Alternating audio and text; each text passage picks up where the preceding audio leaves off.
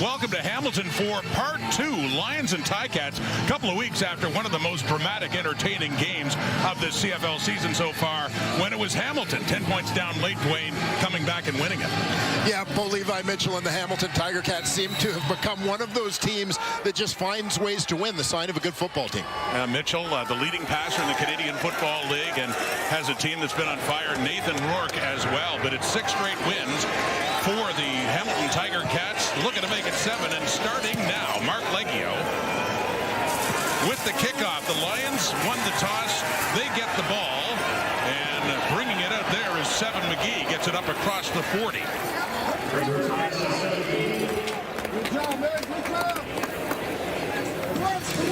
Well, you heard much debate between Milt and Ches in the pregame about the season of Nathan Rourke to date.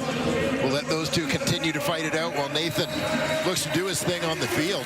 Played his high school football nearby in Oakville, Ontario, so something of a home game for the BC Lions QB. He was 20 for 27 for 289 yards, no touchdowns, no picks in that loss against the Ticats 2 weeks ago in Vancouver.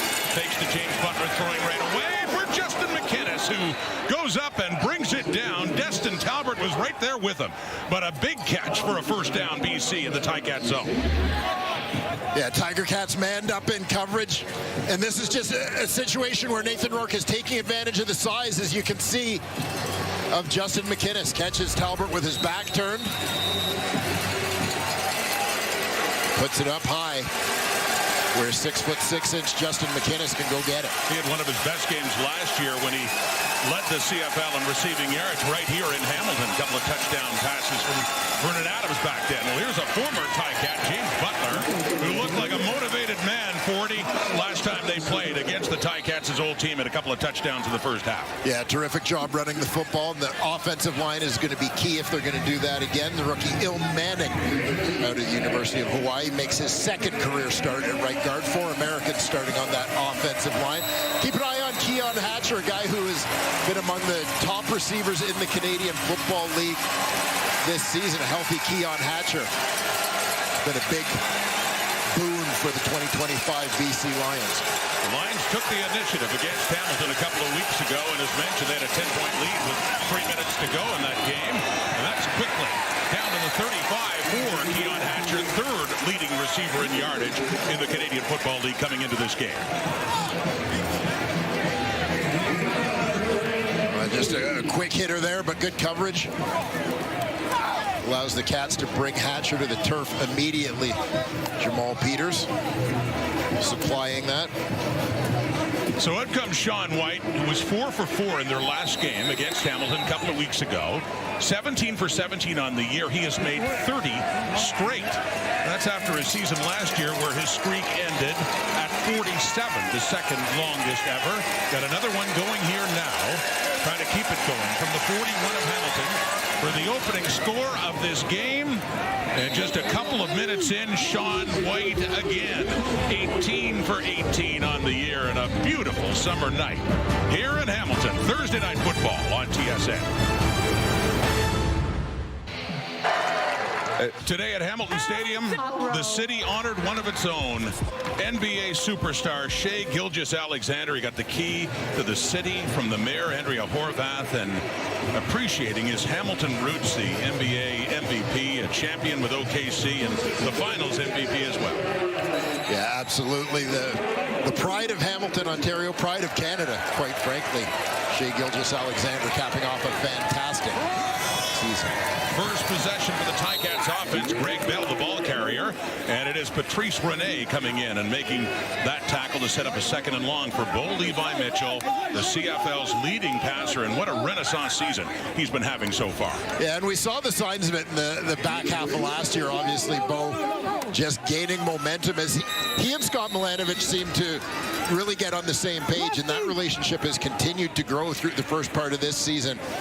And the Hamilton Tiger Cats are reaping the rewards of that. Are they ever? Mitchell was actually a finalist for MOP last year. Off on a tear so far, but Josh Woods came in, getting the the start at weak side linebacker among those pressuring Mitchell, who just had to get rid of it. And it'll be a 2 and out there for the Ticats in their first possession. Well, this is certainly one of the feelings. One of the things that the BC Lions felt they needed to do better. You'll see Patrice Rene, number 24, loops on the inside. As he makes a start at the nickel linebacker spot tonight, gets around to make the shoestring tackle on Bo Levi Mitchell there as he tries to shuttle the ball out to his running back. Of note, the last time they played. The Hamilton ball carrier was down with contact at the 33-yard line. It will be third down. So a sack is rewarded to the Lions, something they did not have, by the way, in that last game of theirs against the Hamilton Tiger Cats. And here you'll see Mitchell ruled down before he got rid of that football. You can see the right knee touching down. Patrice Rene gets it, getting the start at the nickel linebacker spot. Seven McGee inside the 15 on the Constantino punt of 62 yards. Gets it up to the 20. So good kick, Constantino.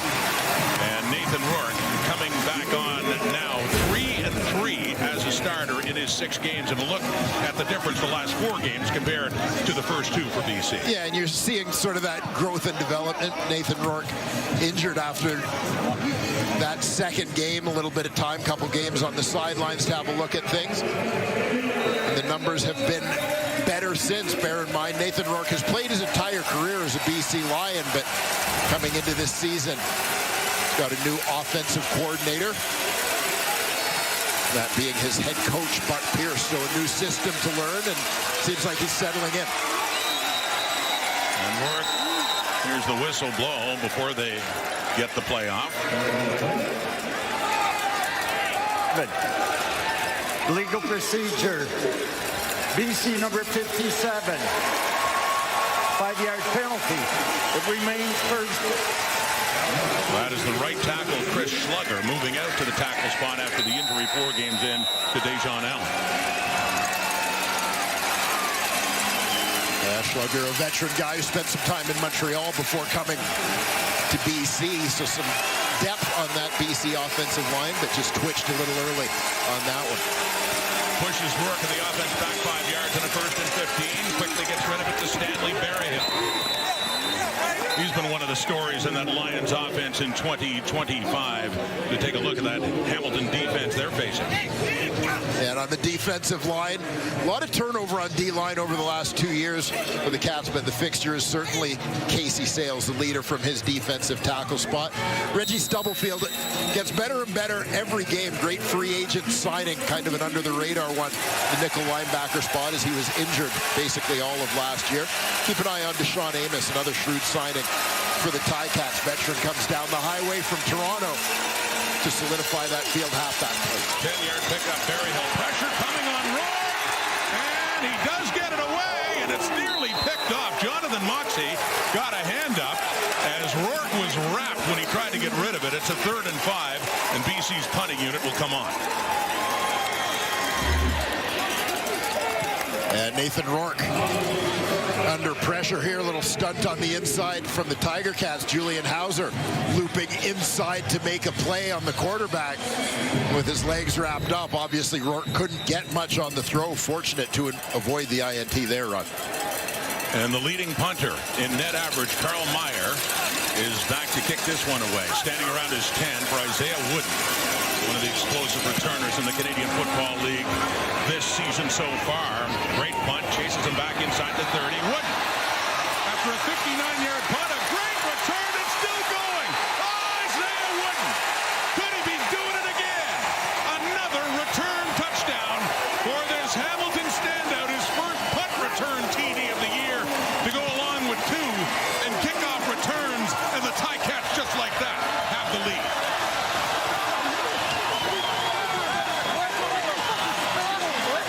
Special teams providing a quick spark in the form of Isaiah Wooden. Just gets north-south in a hurry on this one. Had a couple of great blocks early. Looked like Patrice Rene was the first man downfield. He got kicked out.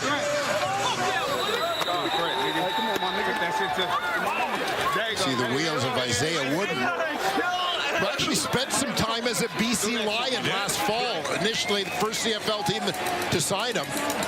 Lions unable to get him on the roster. He made his way to Hamilton. Is making an impact here in 2025. And with the point after from Mark Leggio, that quick for the Hamilton Ticats. Isaiah Wooden, punt return touchdown. 7-3, Hamilton leads.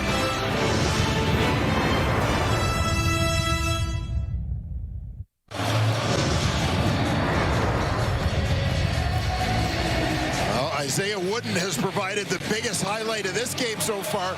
He gets north-south in a hurry on this one. 59-yard punt from Carl Meyer. And this is one of the things to me in terms of punt coverage in the Canadian Football League is I think sometimes you want to give up a little bit of distance to get a little bit more hang time. As Wooden was able to beat a couple of unblocked players right away because he's getting upfield before they've had a chance to get down there and break down and settle. So off to Seven McGee on the kickoff return for BC. Lions now trailing it by 4 after that sudden burst by that man there. Isaiah Wood started off with a bang, Wade, in Calgary with a kickoff return for a touchdown. Had another one of those, and now he has the first punt return team. Yeah, impact player for a team that's been pretty good in the return game historically. Whether it's been Lawrence Woods or Frankie Williams or obviously Brandon Banks. You know, over about the last decade or so, Cats have typically had very good returners. As you see special teams coordinator Dennis McKnight.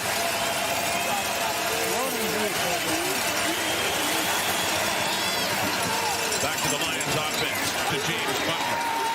He pushes and he gets up across the 30 at 115 yards rushing last game against Hamilton. Well, this is what I was talking about in the opener at McMahon Stadium in Calgary. Isaiah Wooden in his second year, but didn't play much in the CFL last year, takes that one in, and there would be more against Toronto. Yeah, there certainly would.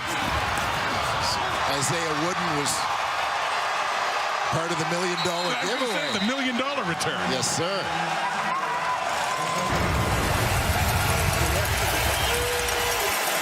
Sensational returner, sorry, 40 on a team that's had a few of them. Pump fake, and then throws it underneath, and he does complete it. And that's Berryhill with the ball, and right near the first down mark. Not quite sure they got it. Very close, though, up around the 38. It is indeed enough for a first down.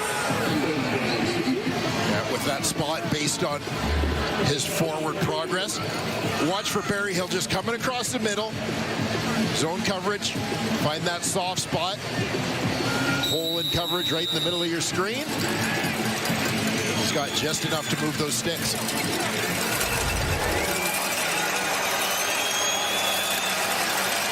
So Rourke trying to settle him down now early in this one in Hamilton Stadium. 2 weeks after they met before in a close one that went right down to the wire, back to the ground, back to Butler with a later surge there. He admitted to us before that game 2 weeks ago how fired up he was to take on a team that basically didn't have a use for him late in the season after he got hurt and Greg Bell came on. Yeah, they were looking for a little different skill set in the backfield last season after James Butler had been the go-to guy in 2023. You know, good veteran, kind of sucked it up and filled whatever role he was asked to fill, but definitely demonstrating here in 2025 that he's still got something to offer. Well, he was on a mission early in that game a couple of weeks ago. So the first half touchdown. Quickly, Rourke under pressure, trying to get away from it. He does. Nathan Rourke takes off. First down, he slides across midfield. The sticks do move for the BC Lions on the legs of Nathan Rourke that came in with 210 yards rushing this season. Yeah, and we've talked about this a number of times this season, the ability of Nathan Rourke to make plays with his legs. James Butler does well to sort of hang on there, taking on the bull rush of Devin Barisic. But Rourke demonstrating some great escapability.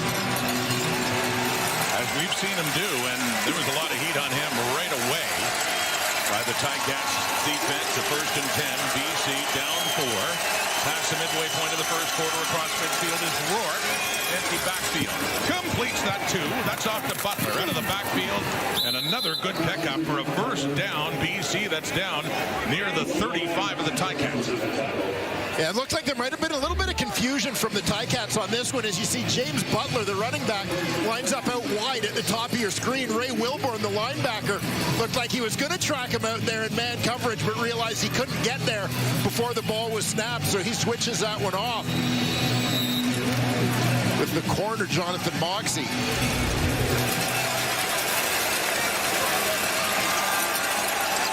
And this time Butler starts right in behind Rourke, moves to his right, has the ball to left side, and works his way down inside the 30. And another good pickup for James Butler on that first down play. Down to about the 29. It'll set up a second and short for BC. And the running game is going to be important to the offensive success of the BC Lions. You know, in a Buck Pierce scheme, coming from Winnipeg, we're so used to Brady Oliveira sort of being the straw to stir the offensive drink for the Bombers. That same mentality Buck brings here to BC with James Butler carrying the load. In his first year as a CFL head coach. And movement along the line. The flag's coming out as it's handed to Butler again, but procedure calls coming up.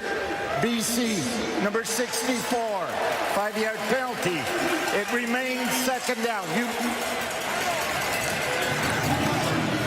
So Corey Woodruff gets called for that one, and a 2nd and 3 turns into a 2nd and 8 now.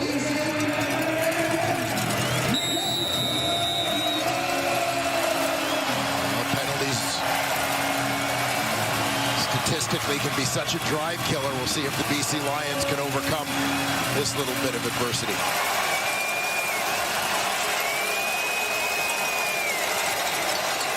Back at the 34, the Ticats. Still early in this game. Rourke has time underneath Javon Catoy. His first catch of the evening. He gets it inside to about the 27. And it'll be a third and about a yard and a half coming up here.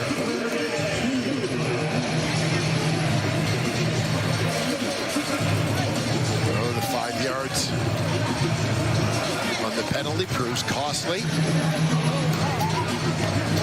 Here's Sean White in the field goal unit. Trot back out. He's 1 for 1.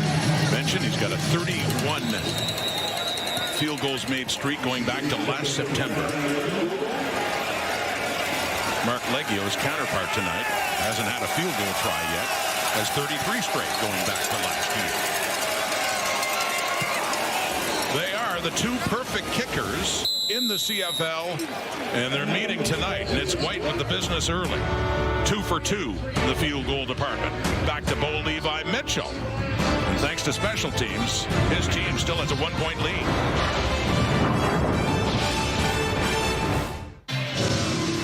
Bo Levi Mitchell keeps racking up the yardage, now 9th all-time in passing, 30 of 42 for 350 and 3 touchdown passes in Edmonton, Wayne. Yeah, continuing the hot streak, and what particularly standing out is some clutch throws down the stretch from Bo in the last couple of games, pulling out a couple of fourth quarter victories. Here we are late in the first quarter, under 3 minutes. This is just their second possession. They went 2 and out on the previous one. And on the toss, the reverse here to Shamar Bridges, trying to get the edge, but it is well covered there. Deontay Williams in for the Lions defense to limit Bridges to about a yard, maybe 2. Or Tim White, excuse me. And love the misdirection happening here. You're going to see Tim White coming to the right, but the fake kind of is to Keandre Smith, who gets in that pitch option relationship with Bo Levi Mitchell, drawing some flow the other way from the defense. But White just unable to get around that corner. So game 2, 2nd and long. Empty backfield, Mitchell. Over the middle. Oh, it's intended. And a flag comes out. He's looking for Kenny Lawler, who has been a bit quieter these last couple of weeks with the kind of coverage that he's been facing, but a flag does come out.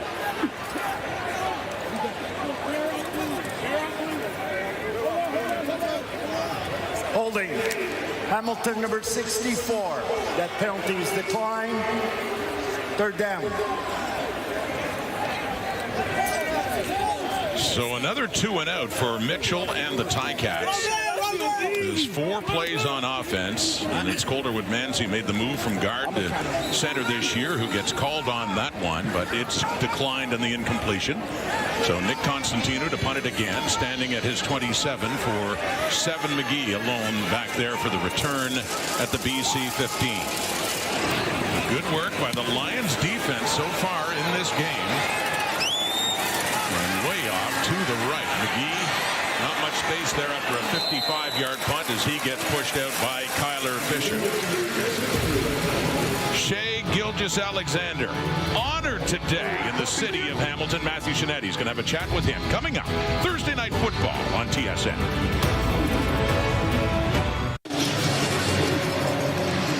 Earlier today, well, Shea Gilgeous-Alexander not only got the key to the city, but he got the news that he's having a street named after him in Hamilton. That's all part of a ceremony where thousands were here to see it. Let's head down and say hello to Matthew Shinetti. Well, you're saying hello to Shea Gilgeous-Alexander, Rod, as he just made his way to Tim Hortons Field. He will be celebrated at the end of the first quarter, and I asked Bo Levi Mitchell, who also knows something about winning an MVP and winning a championship, if Shea Gilgeous-Alexander gives that sense of being the man, and he goes, no doubt. And for a team that's looking for its 7th straight win, something that it hasn't done since 1972, but more importantly, a team also looking to represent Hamilton and win a championship for the first time since 1999. I asked Mitchell if just having SGA in the building tonight, what kind of vibe does that give the team? And he said, it gives us a huge kind of influence for a guy like that who's made his name on the world stage to know he's from Hamilton.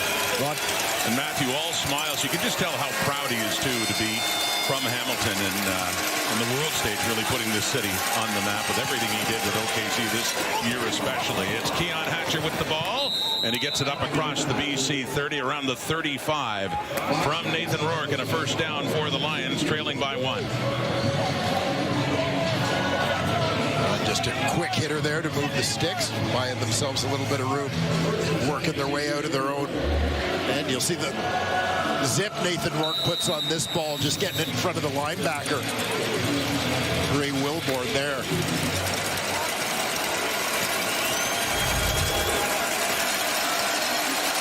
See the difference in offensive plays early in this game. BC down a point, but doing a lot more on offense right now. Rourke, that one is knocked away. Coming up is Owen Hubert. Put some heat on the Ticats up front. Hubert in his second year making that play. Yeah, Hubert, one of a number of players who came over from Winnipeg in free agency, bottom right on your screen.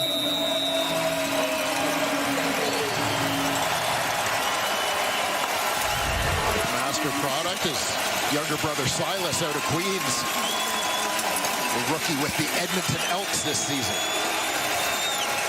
And with that play by Hubert, it's a 2nd and 10. Rourke steps up, puts it high, looking for Butler, and a little further you can see McInnes, but another dangerous play. And fortunate for the incompletion. The Lions now facing a 3rd down and long, and they'll have to kick it away. Reggie Stubblefield and James Butler were having a little chat their whole way off the field, as you'll see. Stubblefield arriving ready to deliver the hit there had Butler made the grab.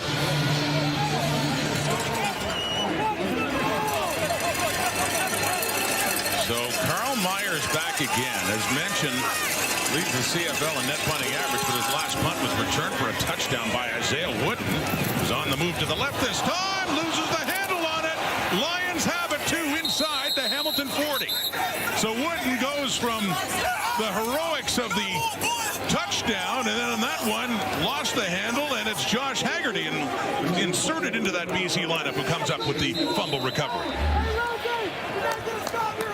Now we'll take a look here at the bobble.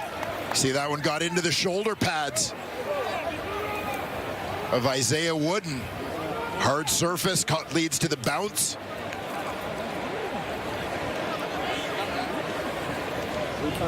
The Lions, led by Haggerty, all over that one. And Wooden is still down. looked initially like down strictly in frustration for the fumble, but he is injured. He's getting attention now from the medical staff. The Ticats, an explosive addition to this Hamilton team.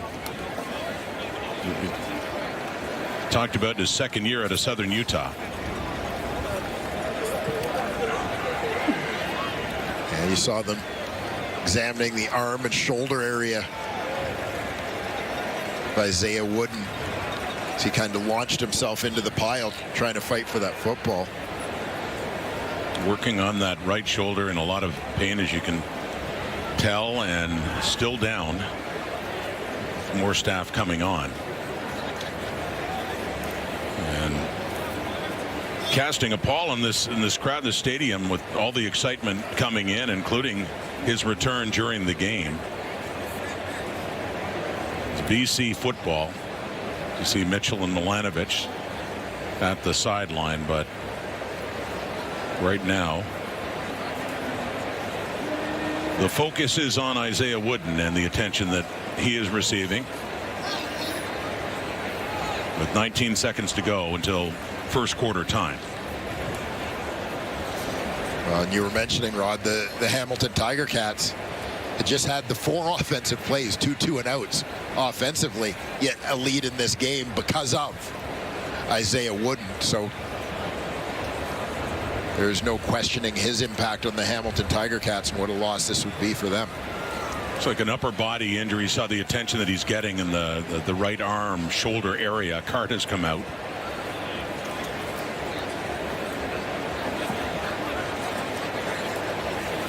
The player that is mentioned really burst on the scene briefly with the BC Lions last year. Ended up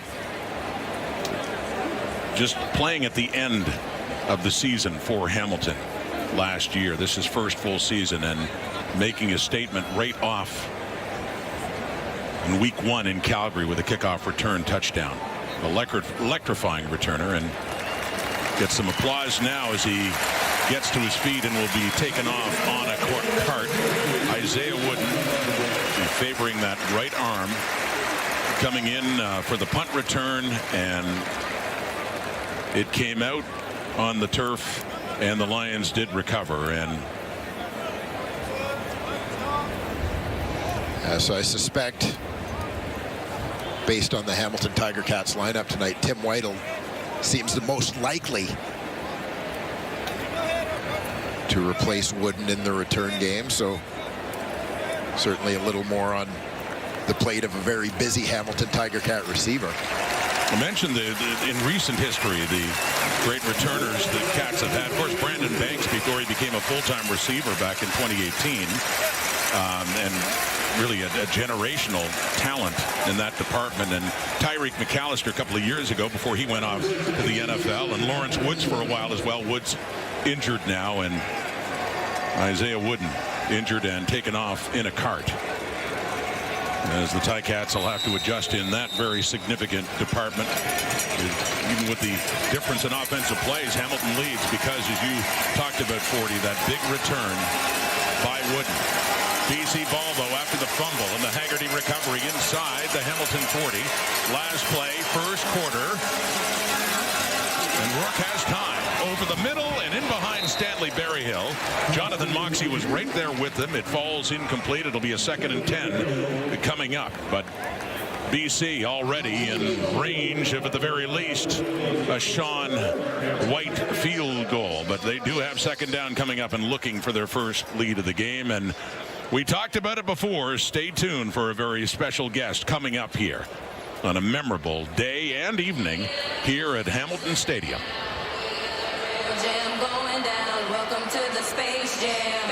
Here's your chance. Do your dance at the Space Jam. All right.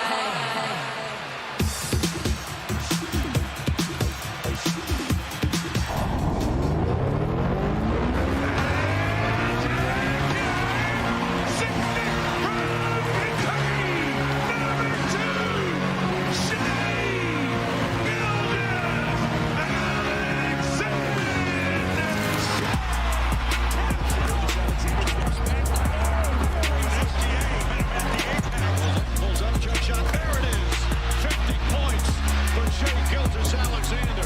He's unstoppable right now. It's SGA leading the way defensively. There's the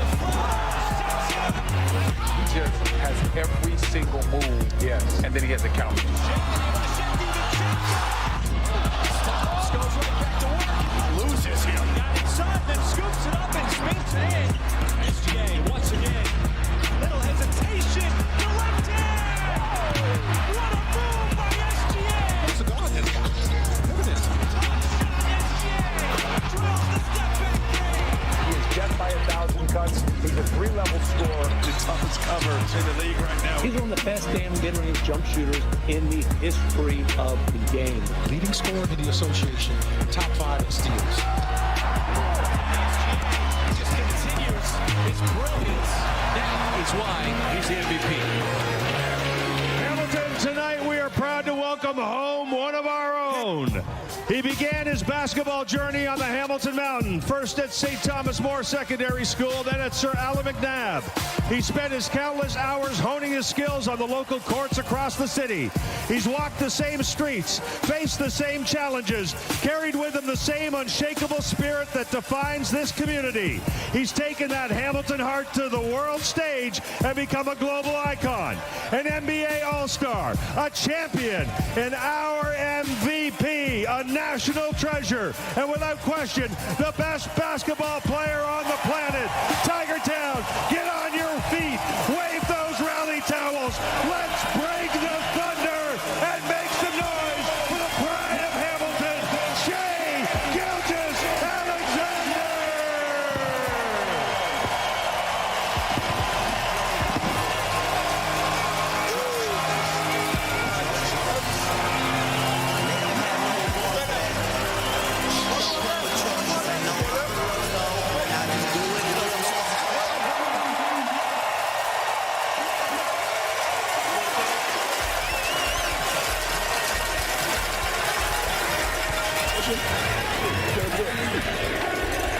There are 24,500 people here. All the work you put into, you're holding it tonight. But to get a key to the city and to know that there's going to be a street named after you in this city that you came from, what did today mean to you? Yeah, it's special. I love this city. Everything it's meant for me. It made me, to be honest, and to know that it appreciates me as much as I appreciate it is special.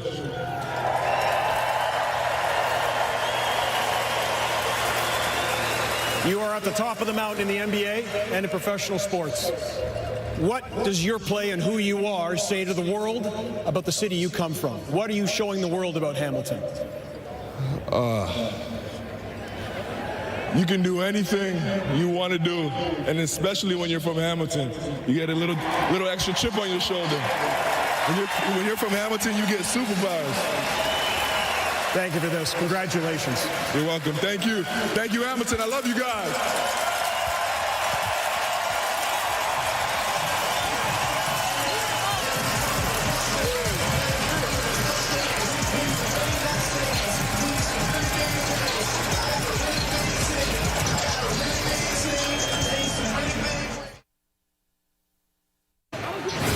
Through one quarter back in Hamilton, it's the Ticats hanging on to a 1-point lead, but yeah, the numbers, well, maybe they are lying right now because BC has been dominating on offense. Yeah, and this has to be an uncomfortable feeling for the BC Lions because when you think about the first meeting between these two teams 2 weeks ago, the Lions won the turnover battle, which is usually statistically your best predictor of the outcome of a football game. And here again, they are statistically, everything says they should be up, and yet they're down after 15 minutes in this ballgame. Well, off the turnover and the fumble punt return by Wood, and BC's in great shape. It's a 2nd and 10. Nathan Rourke in the Ticat zone. Trying to buy himself more time. He runs out of it. Finally taken down. His helmet comes off as well. Hauser was there. And so, too, was Mario Kendricks. They got a lot of heat on him as he's slowly getting up and looking for his hat after all that Hamilton pressure. And we've seen Nathan Rourke forced out of rhythm a number of times in the early going here. It's Hamilton basically with just a 3-man rush on the play, delivering that kind of heat. Now, obviously, if you've got everybody dropping off in coverage, it's going to be a little harder to find open receivers. But regardless of that, 5 blockers against just 3 rushers should give your quarterback a little bit more time. There's Sean White now outside the 50, trying one of those for the first time this season. It's heading right, and his consecutive streak is over. First miss of the season, White, on that 52-yard attempt, and Tim White, the returner now. He brought it out, and he is tackled inside the 5, so no points on the board for BC. Hamilton still leads, but a team that's at back-to-back 2-and-outs will start deep in their own zone, and because of those 2-and-outs, we finally get a chance to show you more of that Hamilton offense. And this group you mentioned a little earlier, Colter Woodmansey, doing a terrific job in his first year full-time at center for the Cats. He moves in there from guard. His former Guelph Griffins teammate, Keandre Smith, hottest receiver in the Canadian Football League. The last couple of weeks, 276 yards on 21 catches in his last 2 outings, including 14 catches against BC 2 weeks ago. Back-to-back 138s for Keandre Smith. Play action fake. And Bowe from his end zone throws off to the right, and it falls incomplete around the 23-yard line. Second down coming up. So how about that? And a flag coming out now. The referee Andre Proulx to sort this out.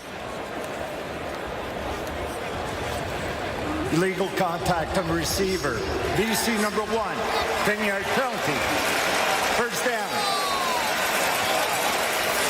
So veteran Gary Peters is pleading his case after. And we'll take a look here. Peters matched up on Kenny Lawler on the play. We'll see if he just rode him a little bit too long on that one. And that was the opposite side of the field from where Mitchell ended up throwing. So first down, it comes by penalty and throwing there. And it's Peters on Lawler again. Tight coverage just across the 20 as Lawler has his first catch.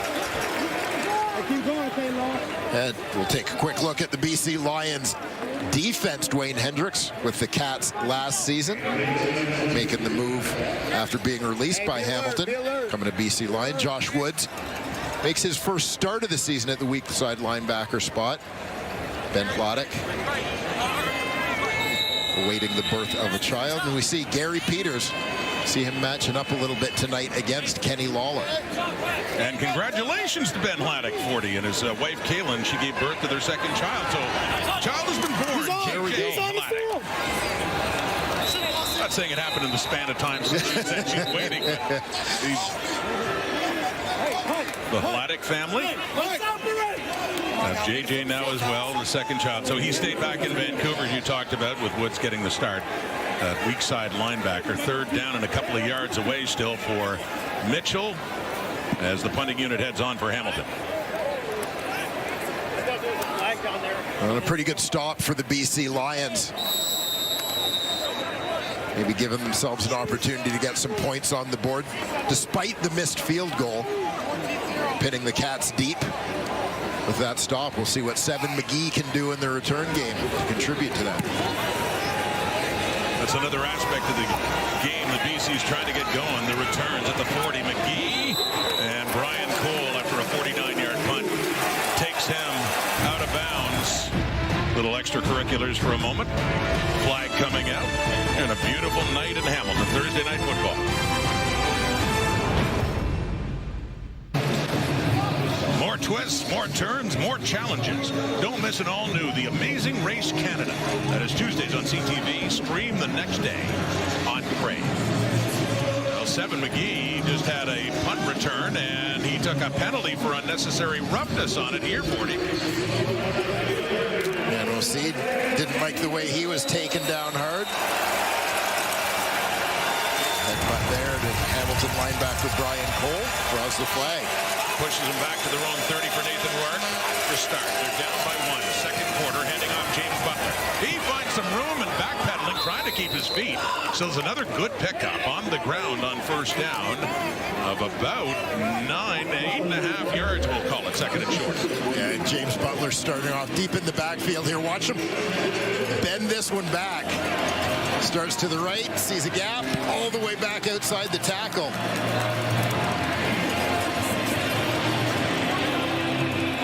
Cats fortunate to get a piece of them there.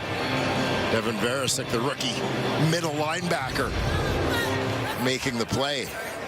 Varasek, the number 2 overall pick in this year's CFL draft, out of the University of Windsor. Illegal procedure. BC number 61 never checked in. They had a 6th O-lineman on that running play, Anu Una, and he gets the penalty for not checking in. So that was a late one coming out for procedure against the Lions. Yes, Lions having their issues getting this drive going. 2 penalties since the change of possession. So what looked like a 2nd and short is now a 1st and 15 for BC. Going backwards now. Work standing at his 20. Off to the right, completes it to Butler across the 30, out at the 35. So on that first down play, they do get 10 of those 15 yards back. It's a 2nd and 5 coming up. And this is it. You'll see Butler just shoots out to run kind of a deep flat here, but the luxury of the 1st and 15 gives the Hamilton Tiger Cats is that they can sit back a little bit.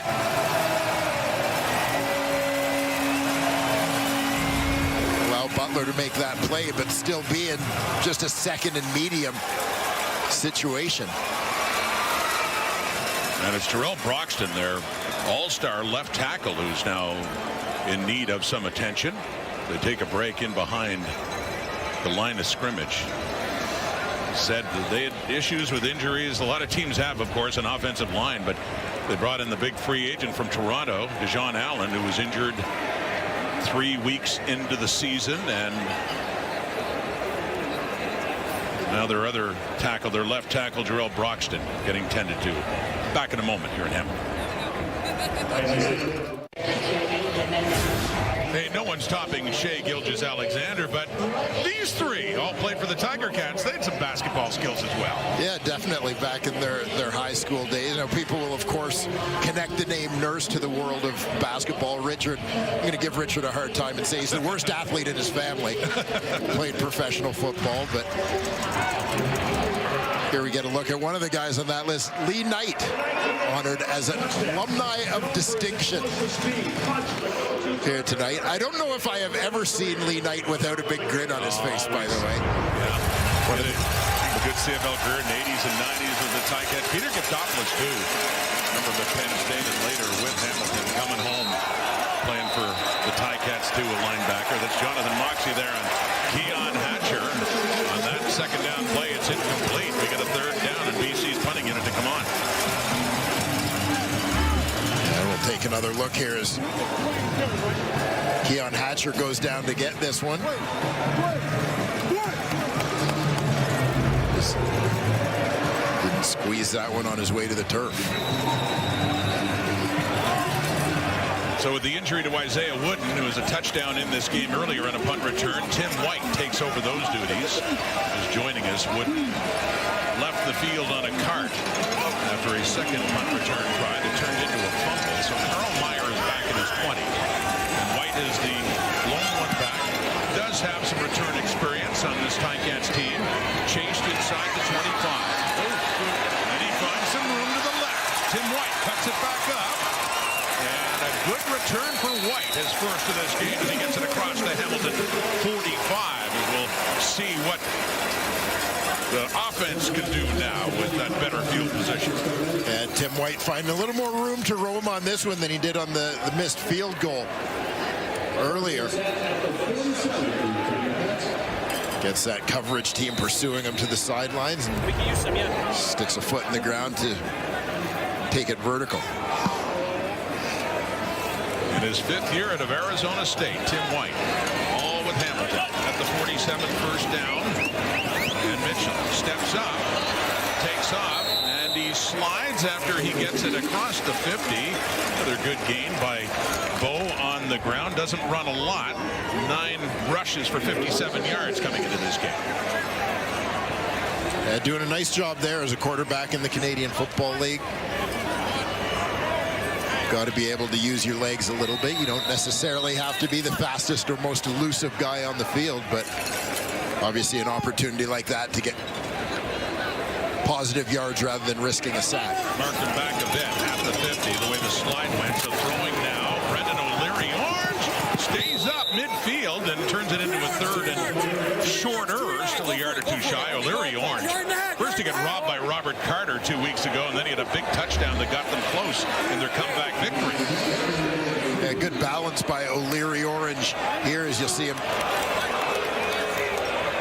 fight off that initial hit from Carter.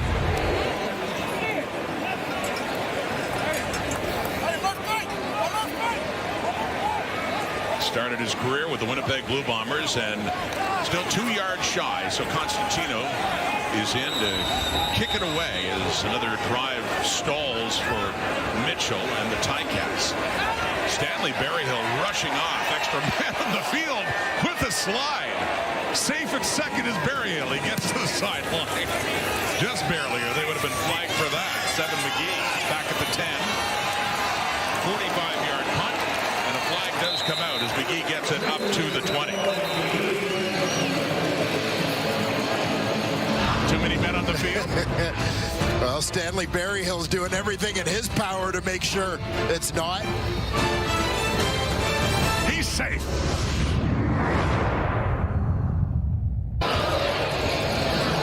Back in Hamilton, you're looking at last year's top receiver in yardage, Justin McInnis, with a lot of support for his head coach, Matthew.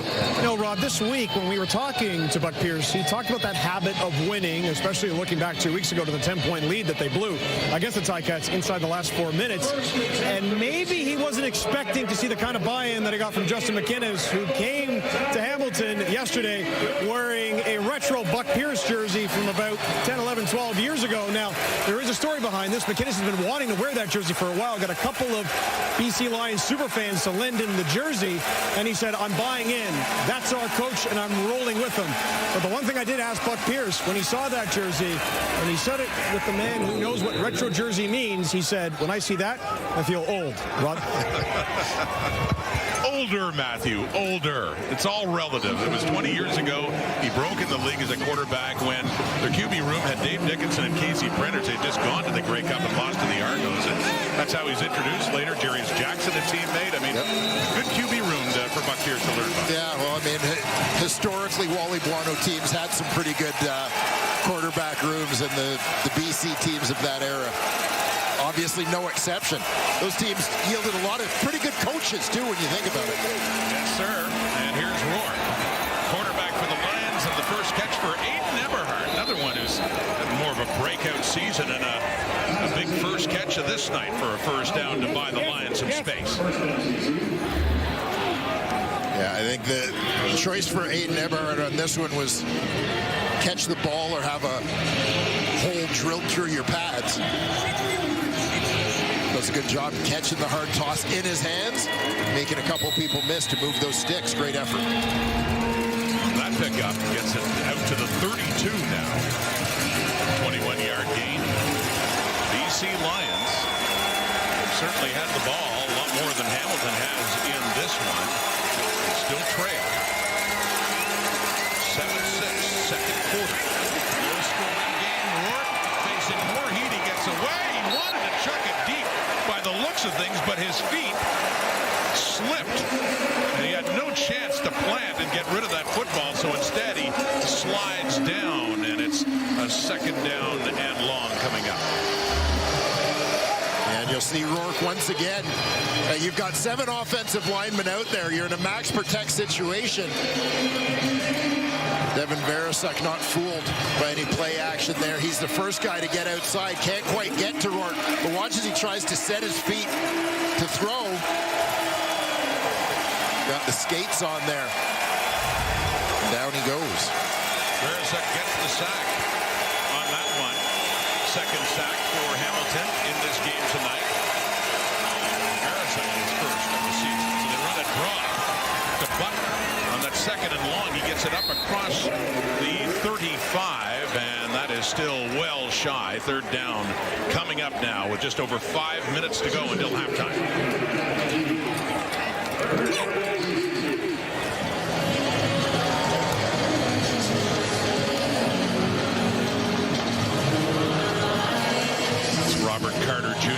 the tackle, and Tim White is back for another punt return.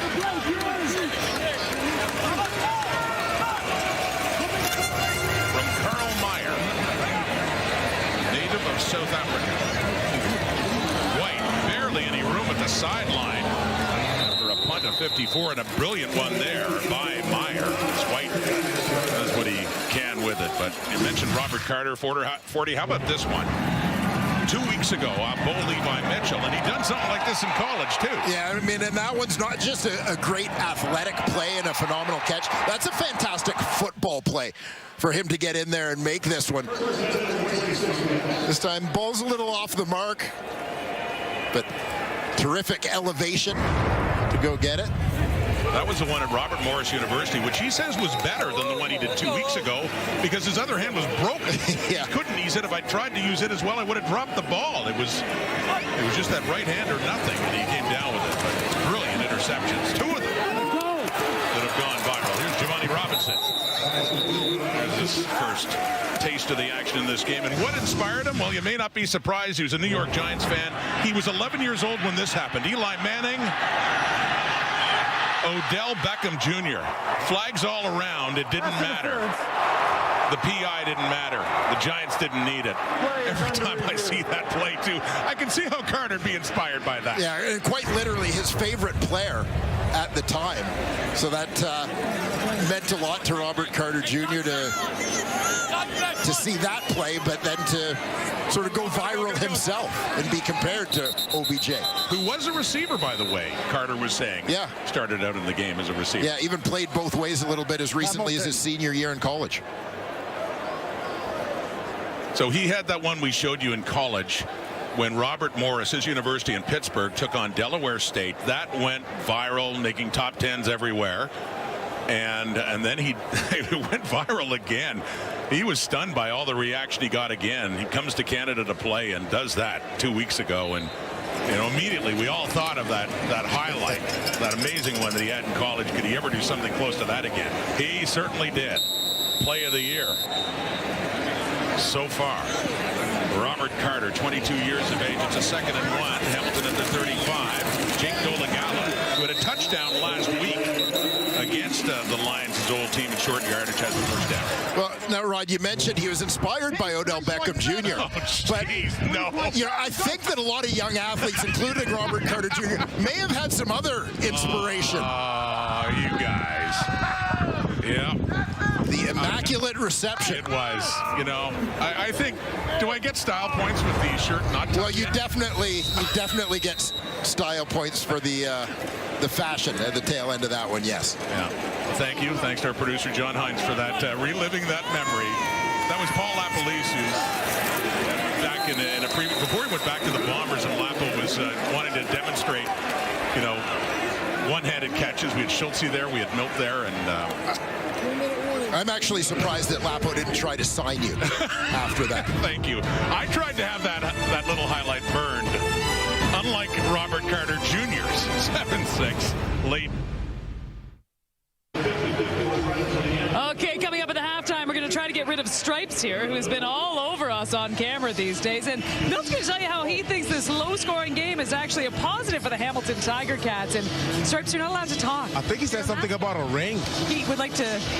I don't know if he's proposing or he's talking. It's official. I think I just got live on TV. There it is. Your first marriage proposal on TV. So have fun with that one. Get out of here, Stripes. Get out of here. Never to be forgotten, Kate. So, and certainly, you know, you don't want to be favoring the Ticats at a moment like this. Where's the Lions mascot? Well, it's Hamilton leading it still by a point. Kate and the panel coming up. Great to see them on site here for this one. Again, 2:29 in the clock. Yeah, Kenny Lawler working out of the slot into that boundary side here as they look to get 89 involved. Again, very quiet first half offensively for the Hamilton Tiger Cats. He's almost a victim of his own success. Only 4 catches in the last couple of games. And that one deflected at the line of scrimmage, and Lawler with 2 tonight. That intended for Tim White, but But you have the #1 pass offense against #1 pass defense. Strength against strength. And right now, it looks like the defense is doing a whole lot better in a 7-6 game. And the Lions just need their offense to start taking advantage of their defense holding tough. Yeah, Lawler, last week 4 catches for 28. Last 2 games, 5 catches for 57. And that's it.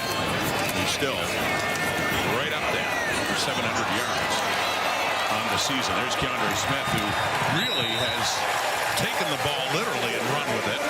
He's made a lot of catches with all the attention on Lawler. He really did 14 catches 2 weeks ago in that victory, including the winning touchdown over BC. Yeah, Keandre Smith has been a busy man. You know, a guy who maybe flew under the radar a little bit.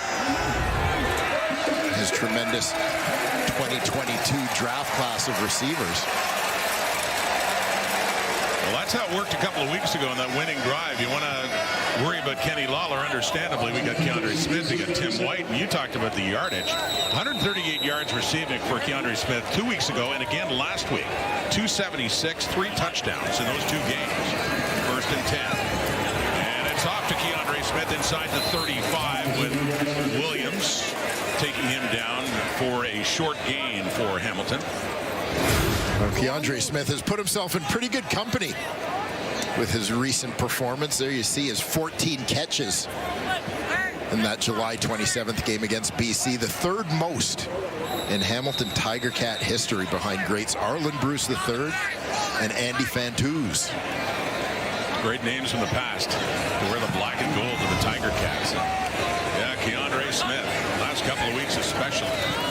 Games to remember here. Lots of time for Bo, 2nd and 8. They drop back in coverage. Beaulieu is on Shamar Bridges, and that falls incomplete. Saw this happen a couple of times too, where Mike Benavides had only sent about 3, and then you could see Bo looking downfield and couldn't find anybody. Yeah, that was it. 3-man rush and make it difficult for him to find anybody to throw the ball to. As noted earlier,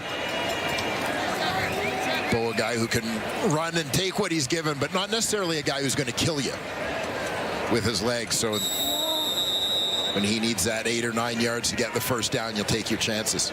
So there's Mark Leggio, 18 for 18 this year. He's made 33 straight. That's a Ticats franchise record. 4th longest in history. There's a streak in Leggio. He missed it on a night where Sean White and Leggio miss. 7 McGee brings it out. That's across the 20 to about the 25, where Hubert rides him out, and a flag does come down on that return. It's Leggio, the kicker, who is the one who was down right now. And keep an eye on Mark Leggio, the kicker back here, and right behind him, Gary Peters of the BC Lions. During the return, holding BC number 20, 10-yard penalty, 1st down. And it wasn't like Peters took a big shot at him, took advantage of the fact that his head was turned. He was just getting in his way, trying to set a wall. But clearly, Leggio very much caught off guard. And that wasn't a penalty. It was, as Leggio still getting some attention, it was a holding call against BC that's negated that return by 7 McGee out of the end zone and put it back to their 10. And Leggio seems fine now, up at his first miss since last September. As mentioned, it had been the 4th longest streak in the history of the Canadian Football League, behind Rene Paredes and Sean White last year and Lewis Ward in 18 and 19 with the Ottawa Redblacks. And Leggio's been kind of a neat story for the Hamilton Tiger Cats, a guy who was originally drafted by the Winnipeg Blue Bombers, spent a little bit of time there, but they decided to go in a different direction at the kicking spot, let him go came to Hamilton in a little bit of what was kind of a pinch situation for the Tiger Cats. Seth Small had been their kicker, had to depart because of a family situation. Leggio has come in and made himself indispensable. He really has. So here's James Butler on the carry. Late in the first half, 1:14 on the clock, and the Lions still trailing by a point as he gets about 5 there to the 15. A 2nd and 5 is coming up. Mark Leggio has gone into the tent for further examination, and ironically, I guess Shea Gilgeous-Alexander was asked earlier today if he played football in high school or anything. He said no, he didn't like getting hit. And somebody asked him, well, what position would you play? He said, I told you I don't like getting hit. I'd have been a kicker. Well, I don't know how that would have worked out if you asked Mark Leggio. Well, if Leggio can't come back, I mean, are you saying there's a chance here? Well, we know Shea can hit a three-pointer. If you could sign someone mid-game, and I'm sure OKC would be happy with that decision, wouldn't they? I've always pictured Shea and his OKC teammate Lou Dort as a dynamic pair of corners. I think those two guys would be terrific in press coverage. Here's Rourke. The time ticking down, under a minute to go on the first down play up across the 35. Lions come into this game at 3 and 5. These two teams are hitting the halfway point tonight. Hamilton's trying to do it at 7 and 2. And BC's trying to get it to 4 and 5 before they're at halfway. Here's James Butler. So they're trying to work their way up and still not out of the notion of a late field goal in this first half if they can get it close enough for Sean White. First down here at the 38. And again, kind of a strange first half when you compare the stats sheet to the scoreboard. 70 points last week. There's an open receiver caught by Eberhardt. And Jamal Peters chases him down and pushes him out of bounds. And at the very least, a field goal situation coming up. 18 seconds, but they still have time to run another couple of plays. This is an absolute strike by Nathan Rourke to hit Aiden Eberhardt in stride. Manages to fight through the jam, dip his shoulder, and fight through the jam of Jamal Peters. And as soon as Rourke sees him with half a step on the corner, he puts it up just right on the mark. Nathan Rourke to Aiden Eberhardt, 57 yards. Longest play on offense in this game, and it is set up with BC getting a chance now to take the lead for halftime. That's the safety, Stavros Katsantonis, still down on the field.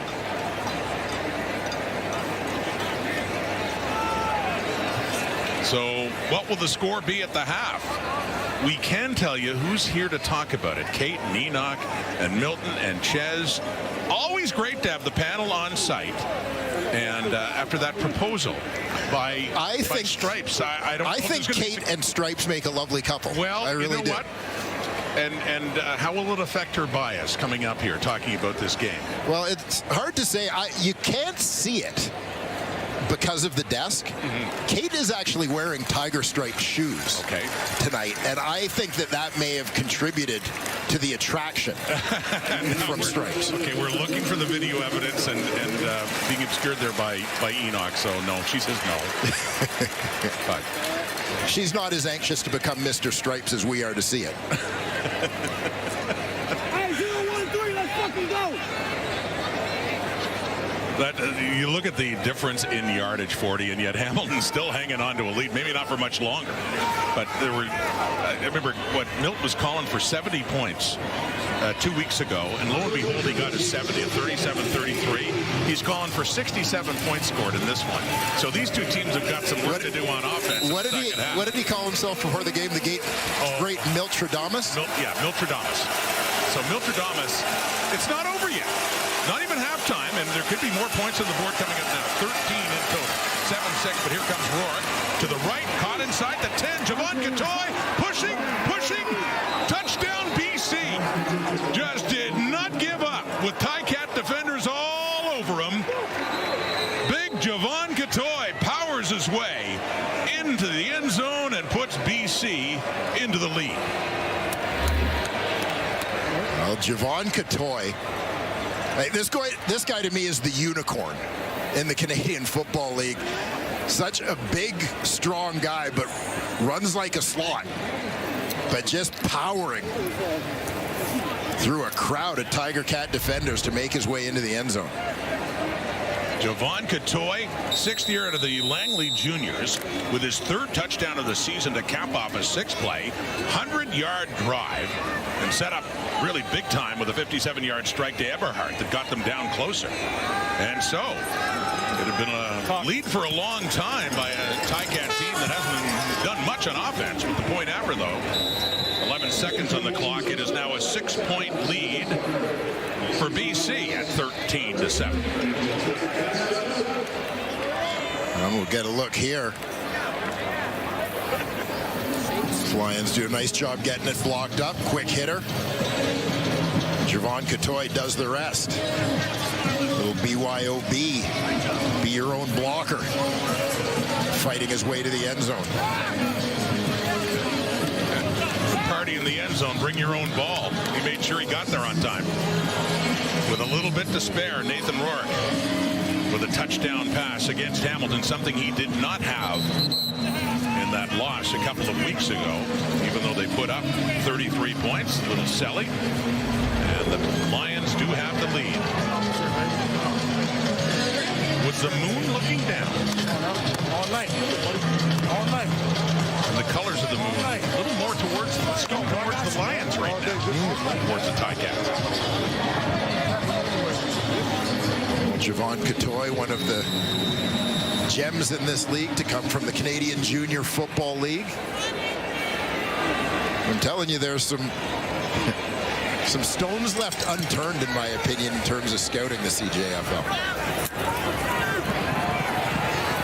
Definitely some talent that's gotten into the Canadian Football League, like Javon Catoy. Tim White in the return across the 35, but 4 seconds to go. And it is looking like the Ticats will be down heading to the dressing room.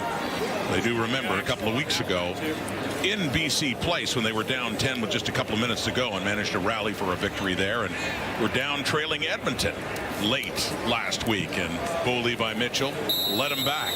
Well, Scott Milanovich had said to us, Dwayne, that he doesn't want this team getting complacent and believing that they can always come back when they're down.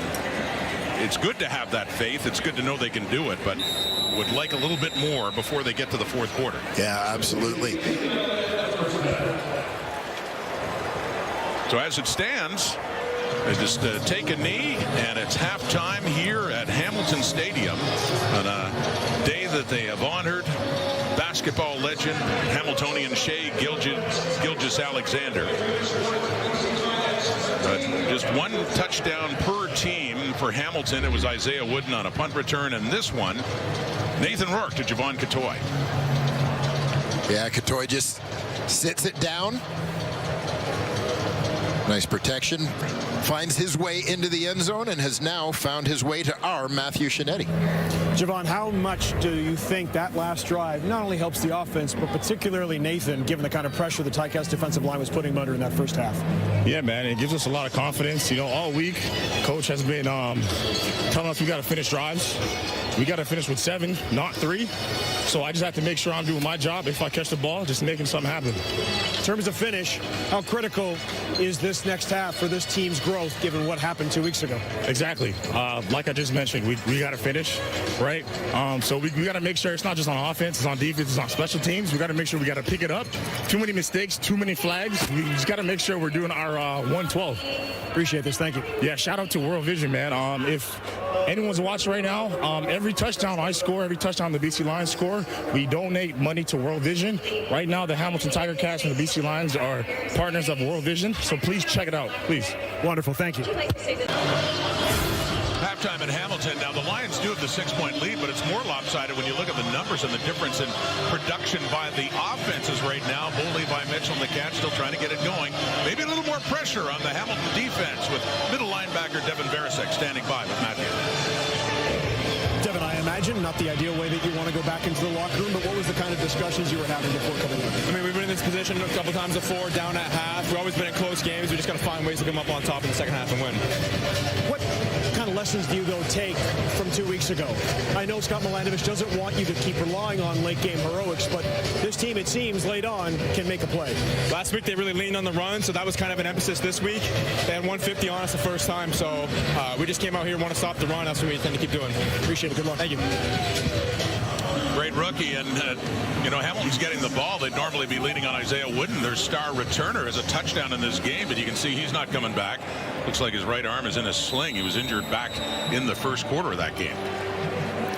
Yeah, and after his punt return touchdown, he had fumbled one and fighting for the ball, suffered that upper body injury. That's when he got hurt. Tim White in the return, taking his place in the return game. Second half begins. White runs into his own man, McBanatine, and he is down just across the 30. So here's Bo Levi Mitchell. Well, 6 for 9, but for only 56 yards. Leading passer in the Canadian Football League, having a different kind of night, Dwayne. Yeah, tough to get things going for the Cats. Started with a couple of 2-and-outs in this ball game. The BC Lions doing a good job taking things away from them defensively. The good news for Bo and company, they're just down 6. In fact, led much of that first half despite being outplayed. Some pressure coming here at first down. He gets rid of it. Open receiver, too. That's what they were looking for. Tim White, lots after the catch, too. White runs all the way down inside the 25 of BC before he is tripped up by Robert Carter Jr. Watch the running back, Greg Bell, in the backfield, doing a nice job helping out with the blitz pickup here. Late coming.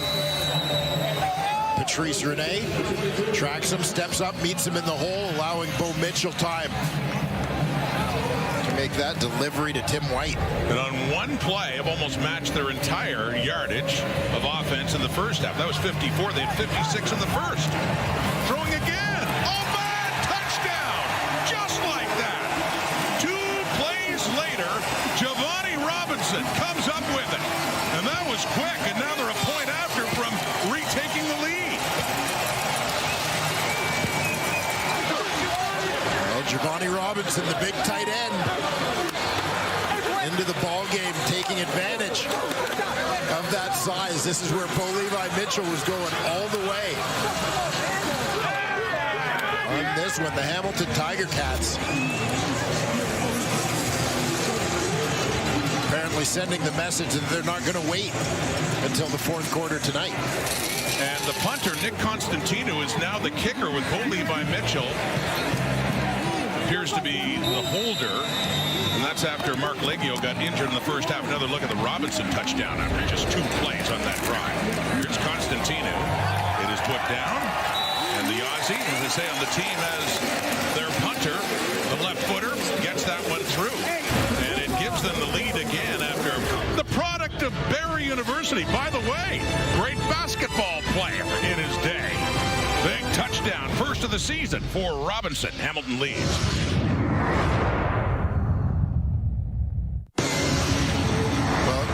No coach in the Canadian Football League loves the true tight end more than Scott Milanovich. Giovanni Robinson is his guy. Line him up on this one. They're just going to release him straight down the field. Linebacker Micah Alway a little late to react. Ball's in the air, and Robinson hauls it in for the touchdown. His first of the season. His second year at a Barrie, Giovanni Robinson. All smiles on the bench. 1-point lead for the Ticats, who haven't had much offensively, but just in 2 quick plays worked their way down the field. And Seven McGee slips and gets up again on the slick surface here at Hamilton Stadium, and he finds the edge, and he ends up with a pretty good return. Seven McGee gets it up around the 35, makes something out of that after it looked like he was down slipping.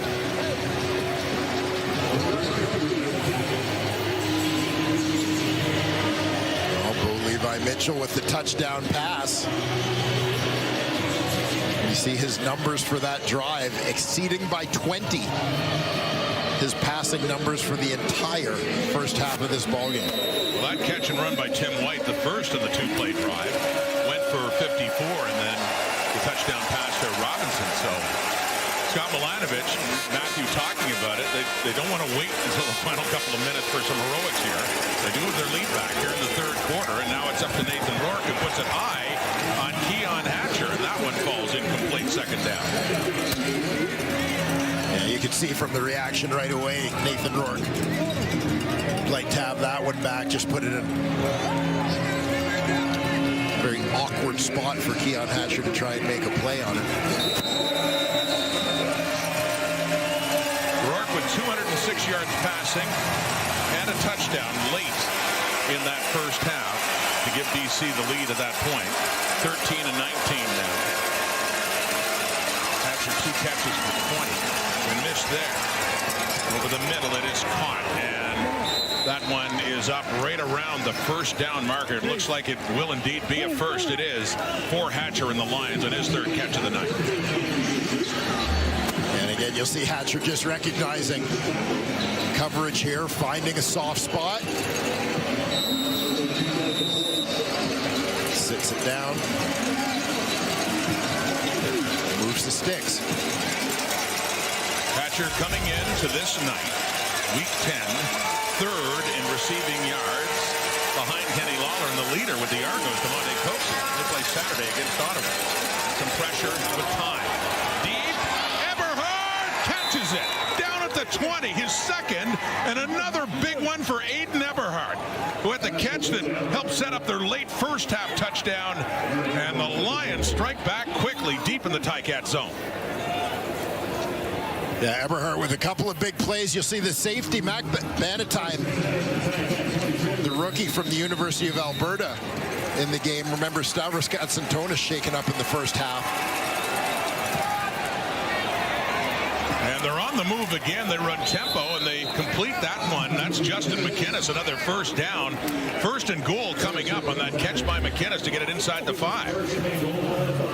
Yeah, McInnes lining up out wide on this one. Nice job by Eberhard coming inside into the formation to help out in the protection, letting Rourke get out on the edge a little bit to make that play.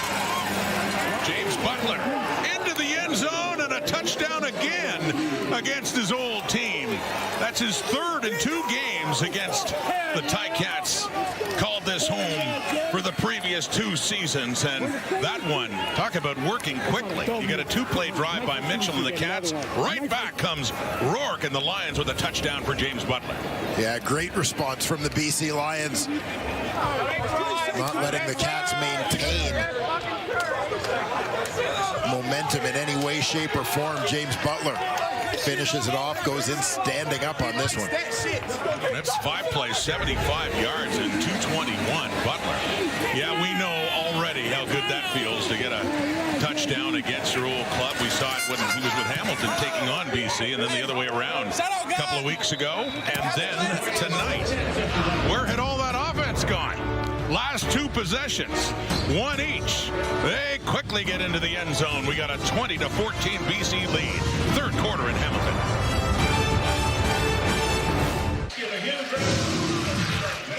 Well, James Butler said, yeah, it was business, but you could tell it was personal, too, 2 weeks ago in Vancouver against his old team, Dwayne. Yeah, I mean, their plan is for him to get lots of touches regardless of who they're playing, but Butler seemed to relish them a little more against his old team, the Hamilton Tiger Cats, with whom he had spent the previous 2 seasons. The only thing that didn't feel good in the end was the Hamilton comeback to spoil it in the first half. He was really running hard. Got a score early and then another touchdown. So, yeah, remember this in 2023 when it was the other way around, Dwayne, taking on the Lions. Yes, James Butler, an equal opportunity grudge holder. Well, that's against Edmonton, but you see some of the work that he did. 1,600 yards and over 1,000 in 2023. Yeah, feature back in 2023, and as we mentioned last year, the Cats just decided they wanted a slightly different skill set, feeling that Greg Bell had a little more burst to his game than Butler. So here's Mitchell. They had a 2-play touchdown drive last time, and here is Bell. A very quiet night. Yeah, he was the one that made Butler expendable, and mentioned part of the highlights that we saw before in his time with Hamilton was a big game back home against the BC Lions. Yeah. Gladiator, gladiator, gladiator, gladiator, gladiator.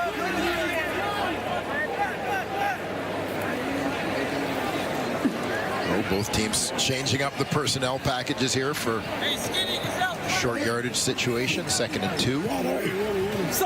After that gain by Greg Bell. 3 carries for 9 yards. They go back to him here, and a good tackle by the leading tackler by far in the CFL. Micah Awe came into this game with 61 tackles. Second place was 48. And it's still not a first down. It's still a couple of yards shy. Well, Micah Awe has always been something of a heat-seeking missile wherever his CFL travels have taken him. You see those tackle totals. We're almost halfway through the season. That's a sizable gap. Well, it certainly is. Awe, who's done a couple previous stints with the BC Lions, and he keeps finding his way back home. Spent the last couple of years playing middle linebacker for the Calgary Stampeders. So they would mark it here, and actually a signal by Andre Pruitt was enough, despite the solid defensive play there by Awe. They only needed a couple of yards, so signaling it is actually a first down with a player down on the field still. That's Christian Covington, their defensive tackle. We'll take a break as Covington gets some attention. Buck Pierce's Lions leading by 6. FedEx St. Jude Championship will continue tomorrow. Second round action on TSN. Akshay Bhatia, the American, shot a 62 today. He's at 8 under par, 1-shot lead. So coverage will get underway 8 a.m. Eastern, 5 a.m. Pacific on TSN Plus for the FedEx. Back here in Hamilton. Well, we got the panel here.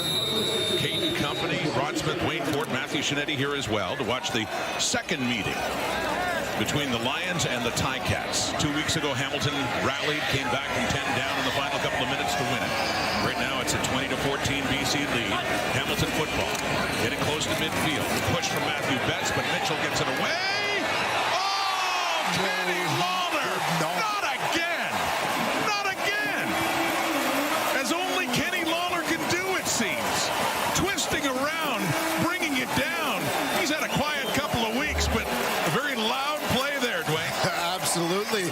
Bo Levi Mitchell just puts it up down the sidelines, and you see the faith he has in Kenny Lawler. Now you see the Cats are going to go hurry up, because I'm not sure how cleanly he caught that, but it doesn't matter now. No, it stands. You wonder, too, when you saw that replay, was that actually a catch? Did it touch the ground? But they got the playoff. Well, and regardless of whether he held on, just tremendous body control here by Kenny Lawler, falling backwards. It's amazing. And they quickly weren't taking any chances. They got up, they got the playoff. And they are deep now in the Lions zone. 2nd and 7.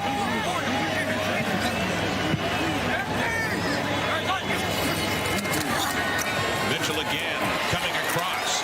That's Keandre Smith with it. As he gets it down to the Lions 10, and that's another Hamilton first down. Well, both offenses marching a little bit now. Seeing the way Lawler twisted around. Have another look at this one.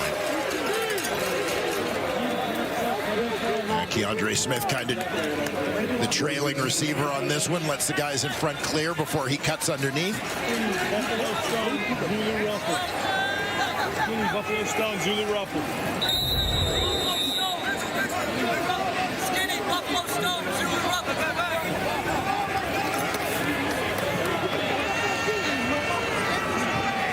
First and 10 at the BC 11. Faking the handoff. Off to Tim White inside the 10, the 5, and down to about the 3. One more look at Lawler. I'm thinking 1989 Grey Cup, and a guy who used to play for the Hamilton Tiger Cats by the name of Tony Champion. Yeah, reminiscent. Not a bad comparison with the backwards fall. Full extension on his way down. And we're going with the fact that he pulled it in because it's in the books now.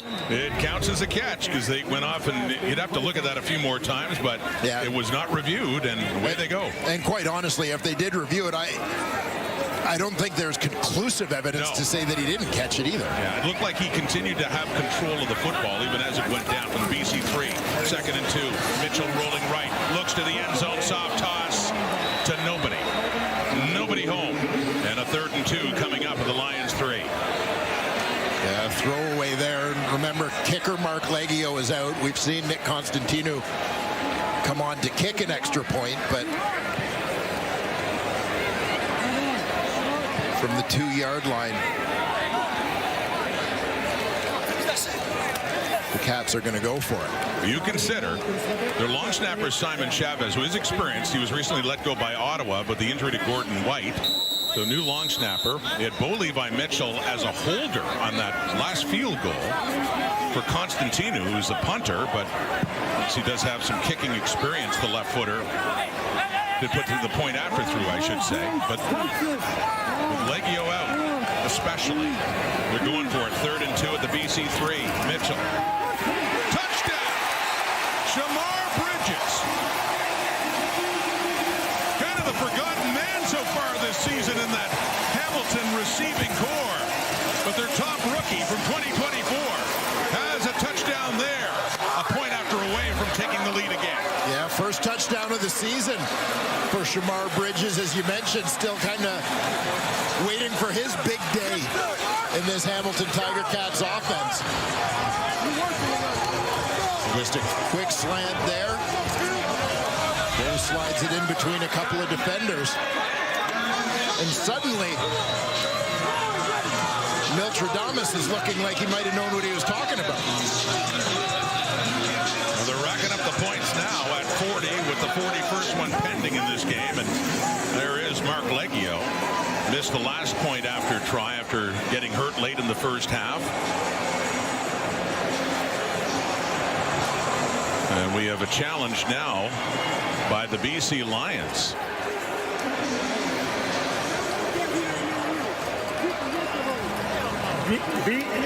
BC is challenging the previous play for offensive pass interference by Hamilton number 4.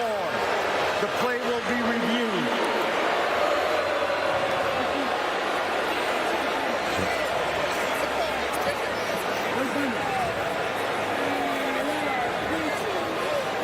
So presumably we'll be looking to see if there's a pick on this play that helps Shamar Bridges get open.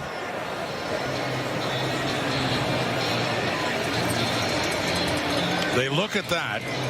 Was it OPI and the Bridges touchdown? Have another look at what happened in this play.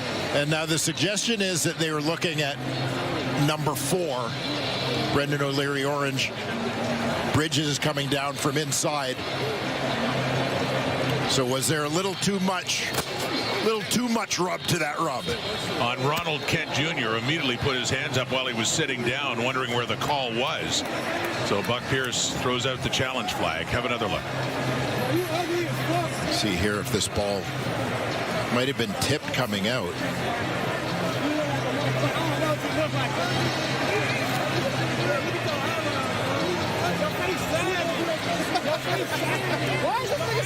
Just grazed, didn't really interfere with the flight of the ball though, right to Bridges. What they're looking at now is was it a pick there on O'Leary Orange on Ronald Kent Jr. At a critical point, past the halfway mark of this 3rd quarter. Tie game with this touchdown pending the convert. Unless they turn it around.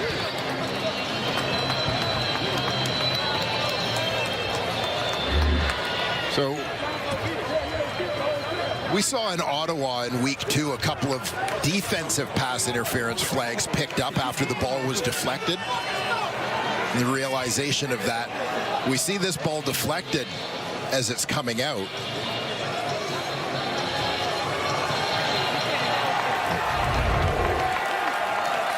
Interesting call, interesting moment in this game.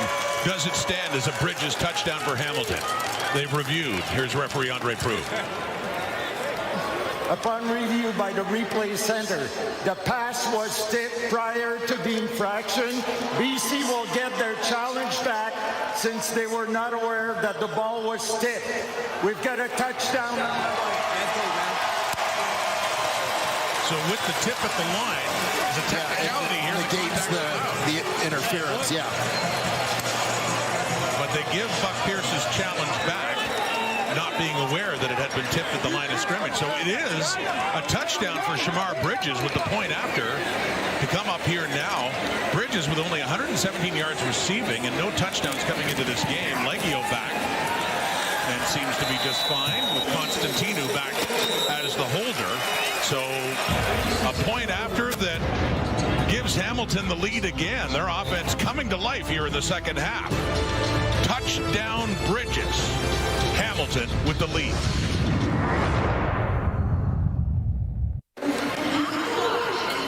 It's one of the key units for that Tiger Cats offense. The offensive line that really does stick together, Matthew. And it's long been that way here in Hamilton. When you think back to Marwan Hayes and the fraternity he built with that offensive line about a decade ago, and Mike Filer and what he did right after.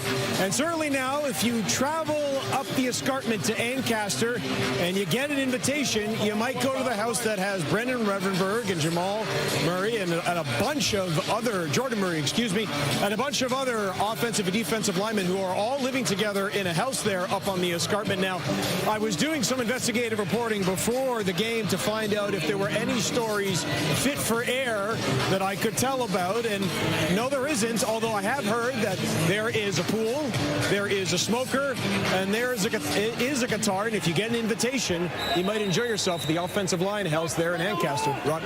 And I assume, Matthew, you get an invitation, you don't come empty-handed. My question was, how many fridges would they have for 8 of them in a house? Well, this is it. 8 of them in the house. 7 of the 10 Ticats offensive linemen, plus D lineman Luke Brubaker, living together in that house. You can only imagine when the dinner bell rings. Here's Robert Carter on the return for BC. So we've had 3 touchdowns scored in this second half.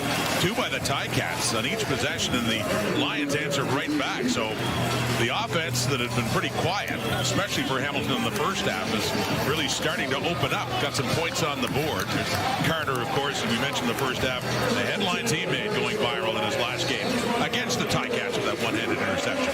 Yeah, and Carter, as you heard the panel mention a little earlier, part of a big shuffle, really, in the BC secondary since the last time these two teams met. Lions, of course, coming off a bye.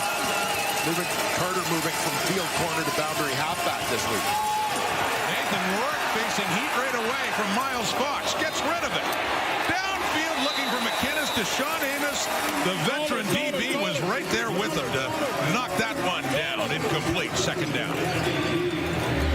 Yeah, Amos doing a pretty good job staying with his receiver McInnes on this one, but once again, Nathan Rourke with a great escape in the backfield, throwing across his body, can't quite lead McInnes the way he wants to towards the right side of your screen.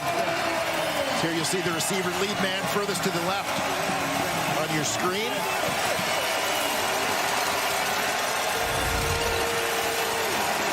As Fox is coming right into Rourke untouched, 3 to the right. More pressure right away. He gets away and dumps it off for James Butler, and they blow it down as an incomplete pass. But the second straight play that we see at Tiger, that time it was Owen Hubert that was right in on Nathan Rourke. Yeah, Rourke has been on the run here. Once again, you'll see Hubert. And, you know, by the way that was blocked up, it kind of looked like it was set up as a draw play. Hey, let's go, lock it down. With the offensive lineman sort of opening the gate to let the defensive end upfield. Tim White, the returner since the injury to Isaiah Wooden, chased back inside the 25.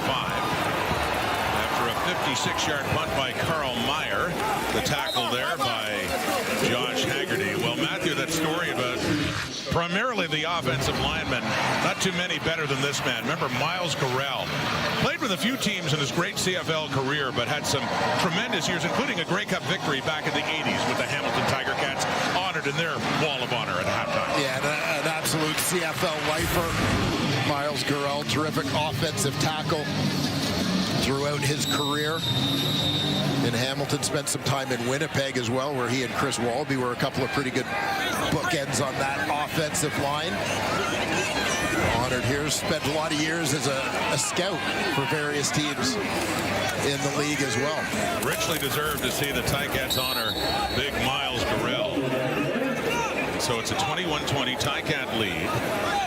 4-10 and counting. And there you see it. They just unveiled that at halftime. Big 66. An eventful day honoring Gurrell and, of course, honoring Shea Gilgeous-Alexander earlier today, giving him the key to the city, and he stuck around, and at the first quarter was given another tribute. Many thousands coming out, by the way, long before the game. The CSGA. Bow throws down the right, no. Into the hands, but tough turnaround catch attempt there by Shamar Bridges a few moments after he got his first touchdown of the season. Yeah, Bridges makes a nice adjustment to the ball in the air, puts himself in position, sort of slowing up, letting the defender run by, going up in the air, turning his body. It looked like Ronald Kent Jr. made just enough contact. You'll see as Kent is falling there, I think, to impact the stability, basically, of the body of Shamar Bridges, prevent him from making that grab. He's one of their top receivers last year. He missed the final 4 games with injury. At the time, he had 933 yards receiving, their top rookie. So missed out a shot at 1,000. Here's Seven McGee. BC bobbles the ball. It's loose. It's live. It's Hamilton's. Ronan Horrell inserted into the lineup. The rookie for Hamilton won't forget that moment. Product of UBC getting his chance in his CFL debut, and Horrell comes in, and after that catch is bobbled by Seven McGee. It's Ticat football. Yeah, huge play for Horrell, getting an opportunity here on special teams. Absolutely loving the moment. As you mentioned, first career game for Horrell, the 48th overall selection in this 2025 CFL draft. One of several UBC Thunderbirds in the CFL. Receivers to the left. It's thrown, and it is caught by Keaton Brugley. Came out of Carleton University, drafted by the Ottawa Red Blacks, first year in Hamilton. He's from St. Catharines, and he's managed, that's his 4th catch of this season, getting used a little bit more by Bo Levi Mitchell and the Ticats. Yeah, well, Brooklyn has kind of found a role in this offense in the absence of Ante Milanovic. He's kind of playing a lot of fullback snaps, basically, as a guy who was signed as a receiver. I talked earlier about that 2022 draft class. He was drafted as a receiver between Tyson Philpott and Keandre Smith. Second and 4th and 9. Touchdown, Keandre Smith. Speaking of him, does it again. He had the winning touchdown against BC in the big comeback 2 weeks ago. He had another one last week. That's his 4th touchdown in 3 games and his 5th of the season. The hot streak continues for Keandre Smith, and this, to me, is kind of classic Keandre, doing a little bit of the dirty work, going across the middle linebackers coming for him. And this kid is absolutely fearless.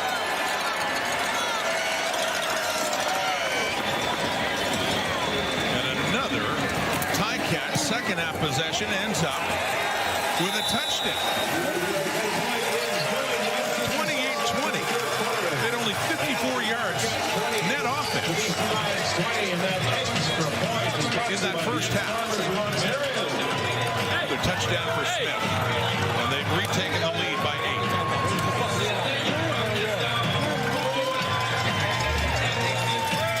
Take a look back. You can see that the Ticats empty out the backfield. They they've got 3 receivers to each side. And the key here is the middle linebacker, Micah Ogway. He's going to cheat a little bit to that boundary side. Now, Keandre Smith is the inside receiver to the field side. We watch that middle linebacker move towards the boundary. It opens up space for Keandre Smith to take the middle on that slant for the touchdown. What was a quiet first half. We've seen Bo Levi Mitchell and the Ticats offense make a lot of noise in the third quarter. 188 yards passing in that third quarter. 3 touchdown passes, no picks. Suddenly Mitchell is 15 for 20, and here come the Ticats. Unstoppable so far in this second half. Well, they've been a fourth quarter team, maybe trying to be a bit of a third quarter team this week as well.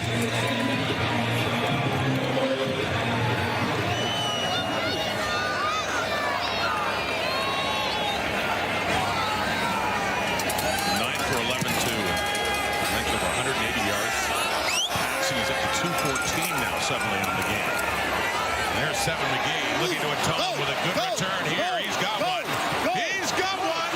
Seven McGee still going deep into the zone of the Hamilton Tiger Cats. His first touch since the fumble that set Hamilton up for another TD, and that certainly helps make amends. Helps make amends for that, and maybe takes away a little of the sting of the Isaiah Wooden punt return touchdown for Hamilton in the first half of this ball game. McGee does a nice job picking his way down the sidelines here, well into Tiger Cat territory.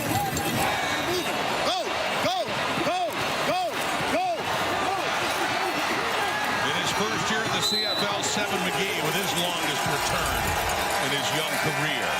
And it is taking it down to the 18. The Ticats. Here come the Lions all of a sudden. Faking to Butler. Rourke to the end zone for McInnes.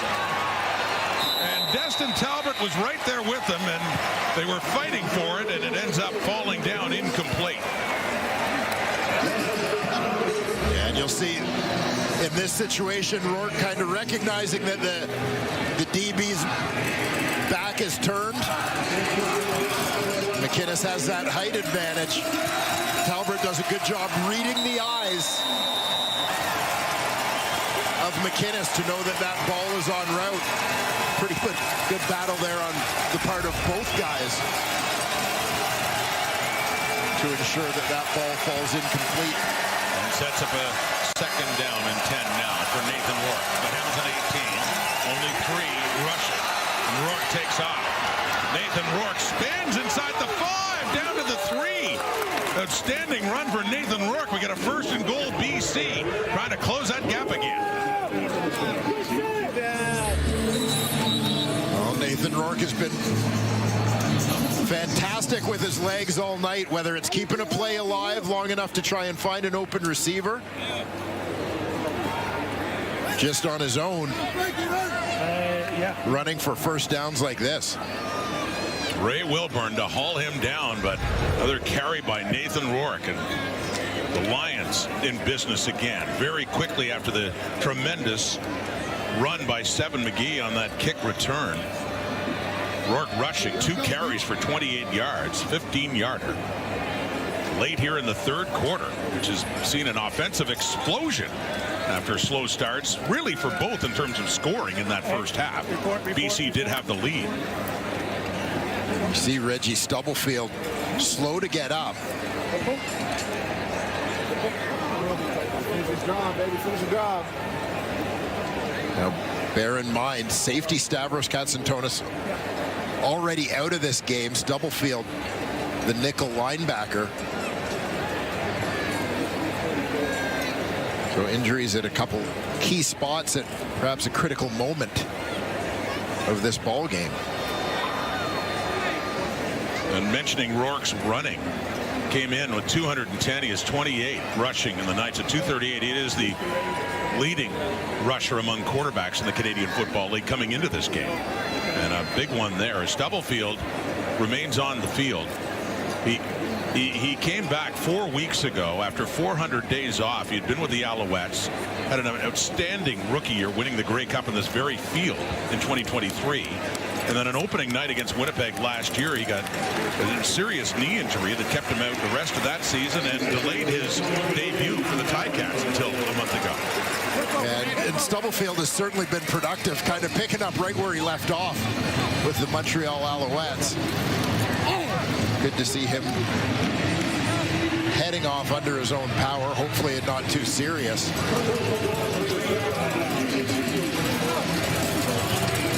It looks like it's going to be a short yardage defense, but in terms of the shuffle of positions, the Cats in their regular defense looked like they had the two rookies, Mac Bannatyne and Ronan Horrell, 2025 draftees, both in that secondary.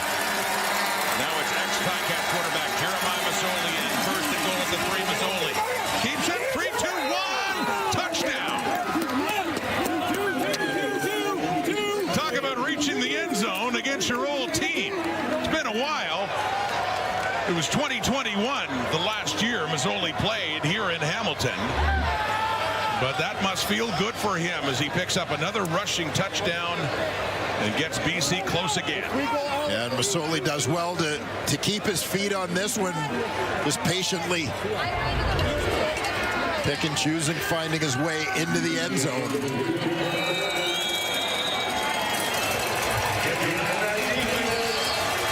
He was their leader. He was their #1 quarterback.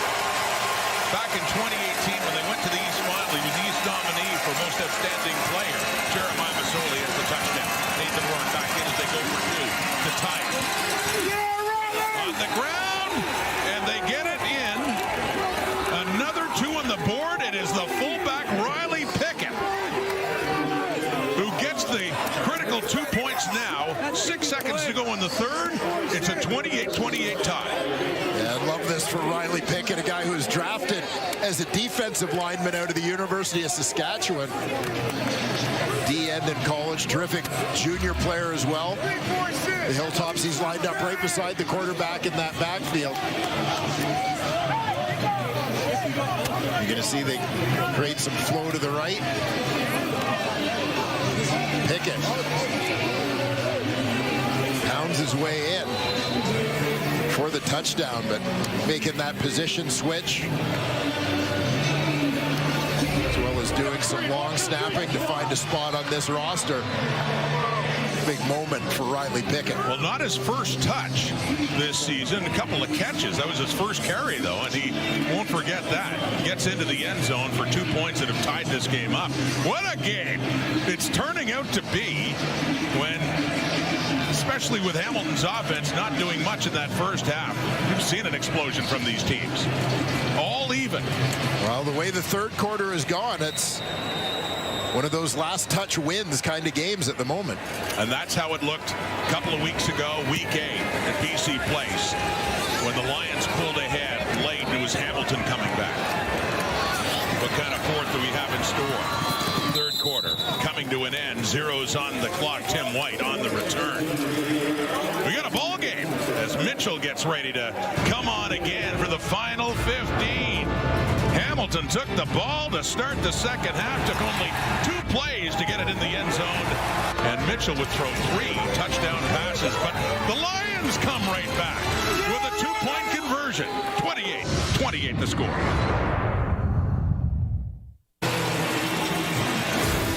Three-quarter stats.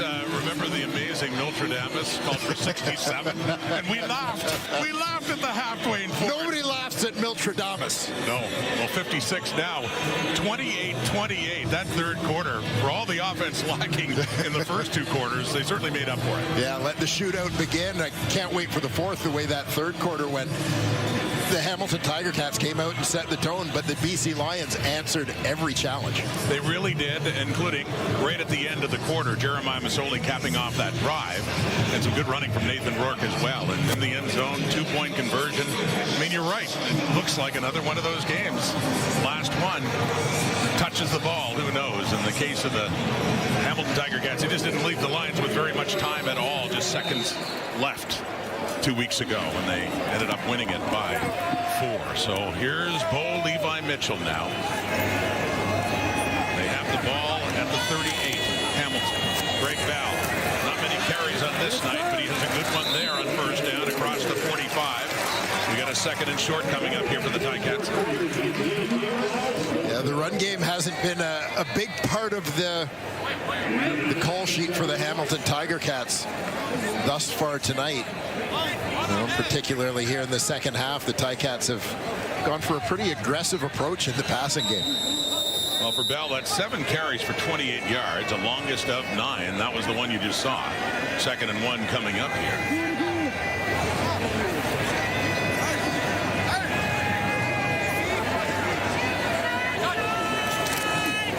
Back to Bell. Right up the middle. Gets the first down and a little bit to spare as he moves it up to around the 52. So already they're near midfield. Not only has Hamilton been scoring in the second half, they've been getting it done quickly, starting with that 2-play drive to get into the end zone. And amazing catch by Kenny Lawler, setting up one of those third quarter touchdowns, adding to his growing highlight reel. Ticats have had a terrific fourth quarter all season long.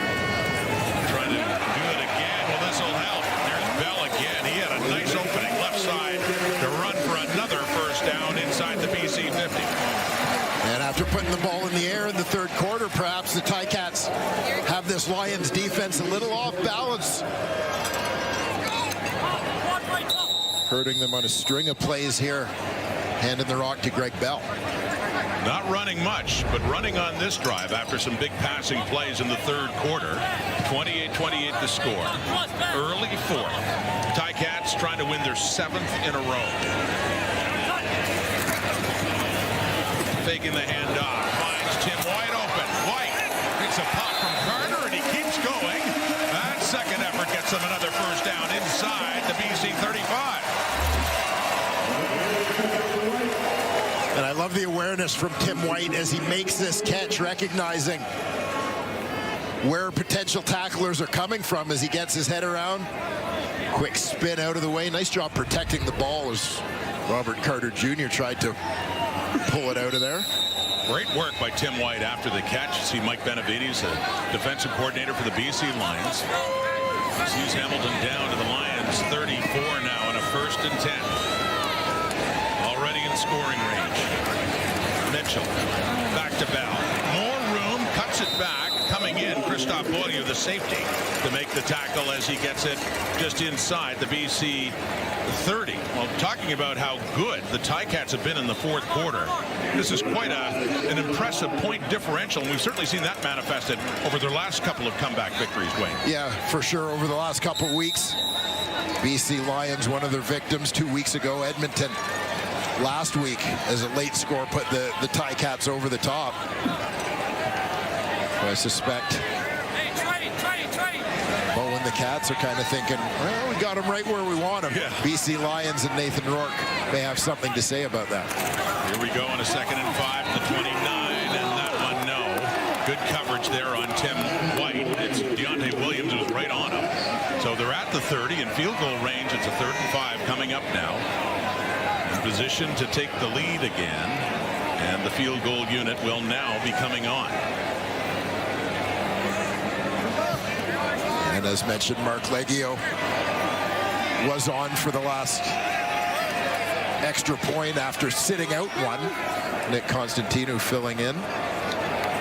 So he will be part of this field goal attempt with his regular holder, as mentioned, Simon Chavez.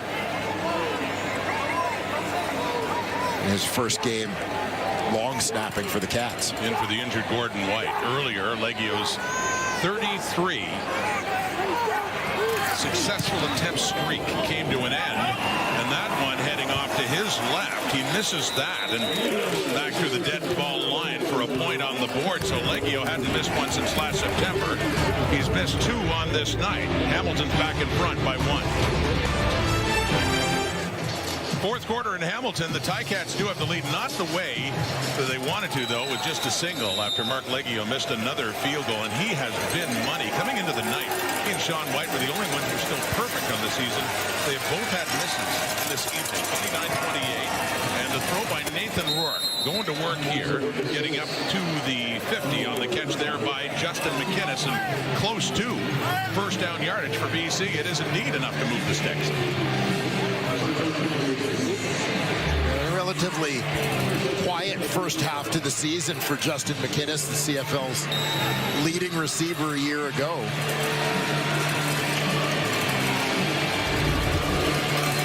Starting to put together a pretty good night here. 62 on the night. He came in with 385 on 30 catches. Last year, leading the CFL with 1,469.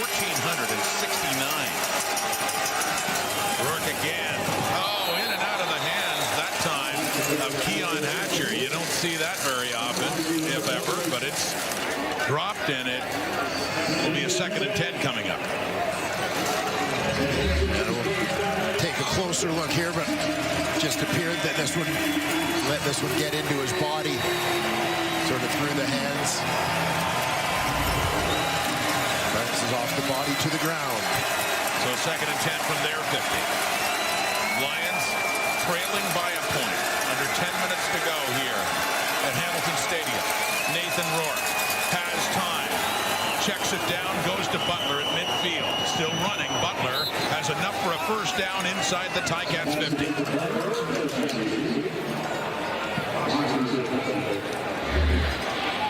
And pretty good job here in protection for the Lions. They've had struggles at times, but there you see. Nice pocket, plenty of room for Nathan Rourke. Clear throwing lane. Another first down coming up here for BC. And that's Justin McInnes. Another catch for McInnes, and quickly the Lions, 9 minutes to go, have something going here. Working tempo. Yeah, quick hitter. McInnes. Faking to Butler, throwing it off Hatcher's way, but that one falls incomplete. 2nd down coming up.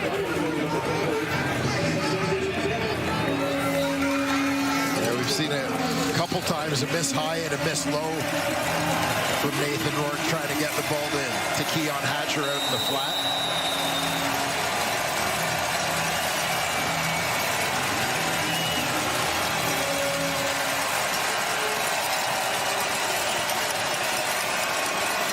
Back and forth they go. Lions have a shot at retaking the lead. Empty backfield. Gets rid of it. Deep end zone and too far for Hatcher there with Jamal Peters right there with them, step for step. So we have Sean White time now and a 3rd down coming up. The ball scrimmage at the Ticat 31. And you're going to see Reggie Stubblefield back in the game. That blitz is coming. He's the unblocked man from the backside. So you see Nathan Rourke is aware. He recognizes it's coming. Then that's an unblocked player. That's why he's sliding to his left to buy himself a little bit of time. Waiting for a receiver to get open. Unable to connect there with Hatcher.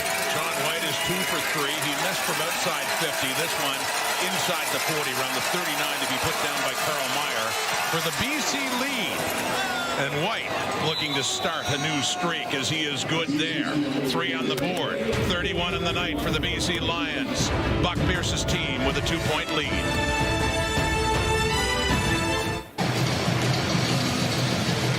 Get ready for the WNBA Canada game in Vancouver. This is the first ever regular season matchup outside the U.S. Catch the Storm, take on the Dream, Friday, August 15th at 10 p.m. Eastern, 7 Pacific, right here on TSN. WNBA in Canada, back here in Hamilton. It's a 2-point difference, BC leading after the field goal by Sean White. So the Ticats start at their 40. Approaching the halfway point of the 4th quarter. These two went right down to the wire 2 weeks ago. How about this time? The throw, it's incomplete, intended there for White. He went down. Carter and Williams were the closest to him. Incomplete, 2nd down. Yeah, throw was a little bit behind Tim White. He's trying to adjust to reach back for that one, but as we've seen a few times tonight, Seven McGee, Nathan Rourke having a little bit of trouble with the footing here at Hamilton Stadium. Mitchell is 16 of 23 for 225 yards, 3 touchdown passes this second half, all in the third quarter. Mitchell again steps up and trying to get right back to White, which he does, right around the 50, and coming back to the ball. This will be a 3rd and short by the looks of things, and an interesting decision coming up here for Scott Milanovich. Yeah, and as you mentioned, sort of that fundamental play for a receiver coming back to the football. White fights his way in front of Gary Peters to make that catch. Well, I said interesting decision, but actually they can't help but go for this. It just looks like inches. They just need to get to the 50. So a 3rd down coming up. And Jake Dolegala, who's handling the short yardage at quarterback, is in again for Mitchell. Dolegala, who started his CFL career with Saskatchewan. He was with the BC Lions last year, coming over as a free agent to the Ticats. At 6'7", Jake Dolegala falls forward. And Dolegala doing the roll off and held by running back Ante Litre, who is out of the lineup. Dolegala, just down the road, Buffalo area guy. Just to work out a little bit with former Ticats receiver Luke Tasker and current Ticats receiver coach right in front of him, Naaman Roosevelt. Also from the greater Buffalo area. Had a chance to be a starter with Saskatchewan after Cody Fajardo got hurt a few years ago. Oh, contact made coming in on Shamar Bridges. That was Ronald Kent coming in just as the ball was arriving on that play. That's the matchup out wide. Bridges and Ronald Kent, who moved from field halfback to field corner. In the defensive shuffle, Deontay Williams, by the way, moving from the nickel linebacker spot back to halfback. So well timed by Kent. It's a 2nd down and 10 now. Approaching midfield for Hamilton, trailing by 2. 5:40 on the clock and counting. Here in the 4th quarter.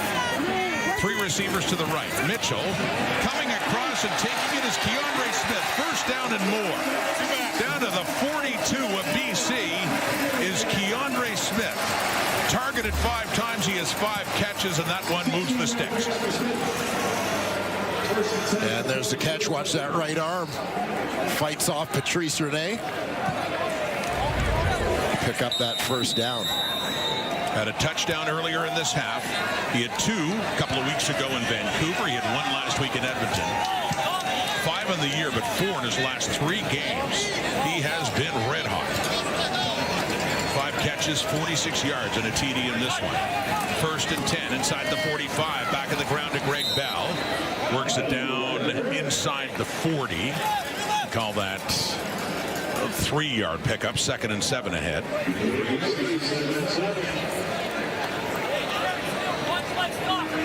Scott Milanovich doing a nice job mixing it up in terms of the play calls. We saw a very run-heavy drive last time. Back to putting the ball in the air, spreading it around a little bit here. At the BC 40, 4:39 on the clock. Pump fake and short to Bell, off to the right, down to about the 36. And we have another 3rd down coming up, but this one is about 3 yards away, and the field goal unit will come on with Leggio to see if they can go ahead by a point again.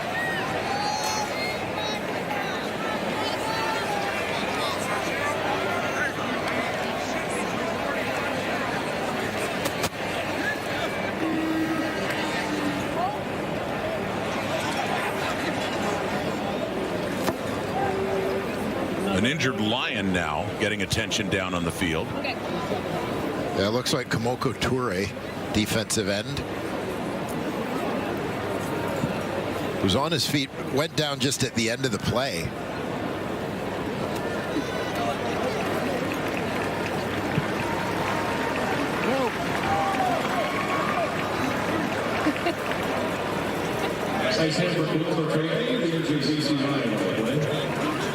So the field goal unit, you see Mark Leggio finally coming on. And this one will be put down by Constantino just outside the 43. Leggio had 33 straight coming into this game. He has missed his last 2 tries. This one could give Hamilton the 1-point lead again. Mark Leggio just inside the right hash. And off the upright and through. They'll take it. Was heading left, his left again. But that time, just able to tuck it in with it hitting the upright and doinking its way through. Yeah, a little frustration for Mark Leggio, having a little bit of a weird night. As you say, after having not missed a field goal since last fall. 2 misses and 1 off the upright here tonight. Well, he took a hit from Gary Peters after missing his first one. Was out for a while, but he gets that field goal. Week 10 continues on TSN tomorrow. Interesting. Edmonton Elks, of course, desperately needing a win, but Cody Fajardo getting the start against his old team. Won a Grey Cup at this very field in Hamilton 2 years ago. So there's that Friday Night Football. Red Blacks Argos, 2 teams tied at the bottom of the East, and the Bombers and Stampeders for a 3rd time this season. Calgary won the other 2, and they won decisively. So Winnipeg looking for some payback at McMahon the rest of Week 10. But we're not done with this one yet. That is caught midfield and further down for the BC Lions, who are behind by a point again after the Leggio field goal. Nathan Rourke has them on the move.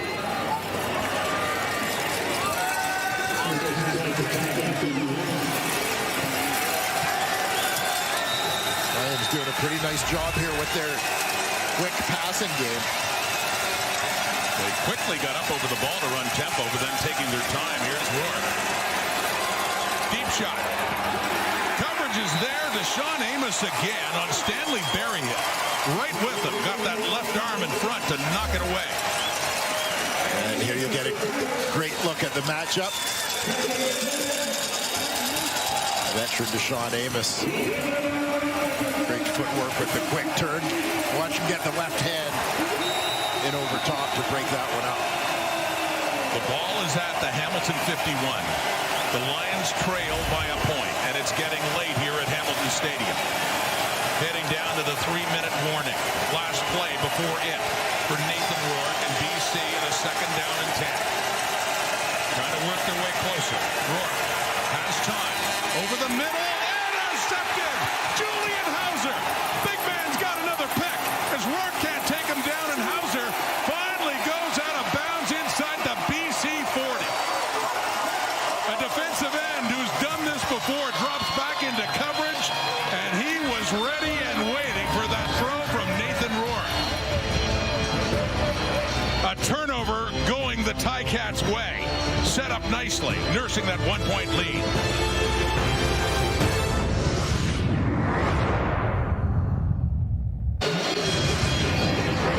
And big play for Julian Hauser as the Ticats go with three-man front defensively. The 4th defensive lineman, Julian Hauser, lines up in behind essentially as a linebacker, and he takes that drop. Nathan Rourke looks left. Hauser comes from his right to sneak in underneath that one. Gets a great jump on it. Looking at the quarterback's eyes. 3rd career interception. The ball will be placed at the 38-yard line. 1st down. Yeah, Wayne, you said a 3rd career pick. His first go-around with Hamilton in 2022, before he went to the Stampeders, he had 2-1 season. And defenses taking advantage of the athleticism for a guy that's listed as a defensive end that dropped back into coverage. And not his first time. His first this year, and you said his 3rd of his CFL career. Hauser. So they set up at the 40. And run by Greg Bell gets it down to about the 35. Sorry, starting at the 38. So 3-yard pickup. And the turnover ratio, Hamilton coming in the best at +10, and BC one of the worst at -9. Should be pointed out, though, the Lions won the turnover battle, +2 against Hamilton, and scored points over all 3 turnovers by the Ticats, and still ended up losing that game a couple of weeks ago. Yeah, bit of an anomaly in the world of the Canadian Football League, but yeah, big correlation between the Cats' turnover ratio and their record this season. 2nd and 7. BC 35. Bo Levi Mitchell. Well, he had a little pump fake, and the closest to that is BC's Gary Peters as it sails out of bounds, and 3rd down coming up. But looking for points off the turnover, they have an opportunity here with another field goal try coming up for Mark Leggio. Yeah, a night that's been a little bit of an adventure for Leggio. Hey. He called Van as trying to give you the Scott Milanovich perhaps not liking what he had called on the previous play. So Leggio coming off a made field goal, 1 for 3. This one from 42.5 out to increase the lead. 3 more for Leggio. He's making amends with a couple of field goals after a couple of misses. Stripes is okay with that.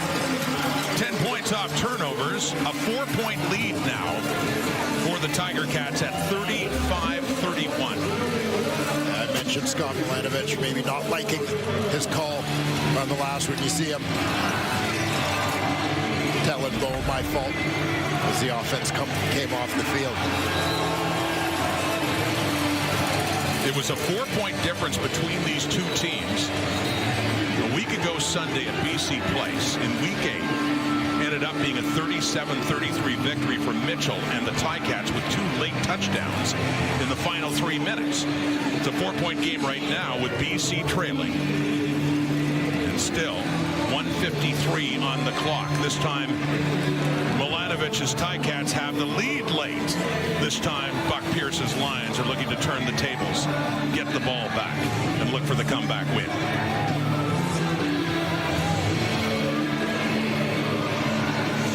Nathan Rourke will have to have a short memory and shake off that last interception as he prepares to take the field. So Leggio to kick off. 2 returners back for the Lions in Robert Carter and Seven McGee. McGee coming in and takes it at the 23. And a big return last time out that certainly helped BC. As a flag comes out, set up around the 40, a 17-yard return for Seven McGee.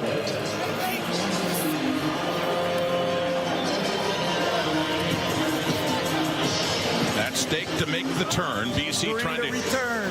Holding. BC number 43. 10-yard penalty. First down. So the Lions hurt themselves there with the hold. Just mentioning, they're trying to hit the halfway point of the season at 4-5 for Buck Pierce and for the Ticats, who lost their first 2 games of the regular season in Calgary and here against Saskatchewan, have rolled off 6 straight victories, looking to make it 7 in a row for just the 4th time in the history of the franchise. 147 away, 4-point lead.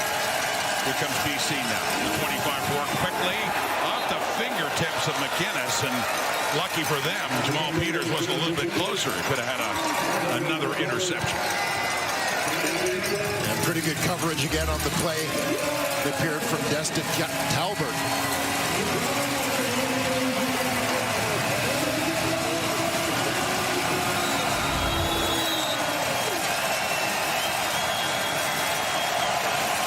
Up here at Hamilton Stadium, getting late for the Lions now.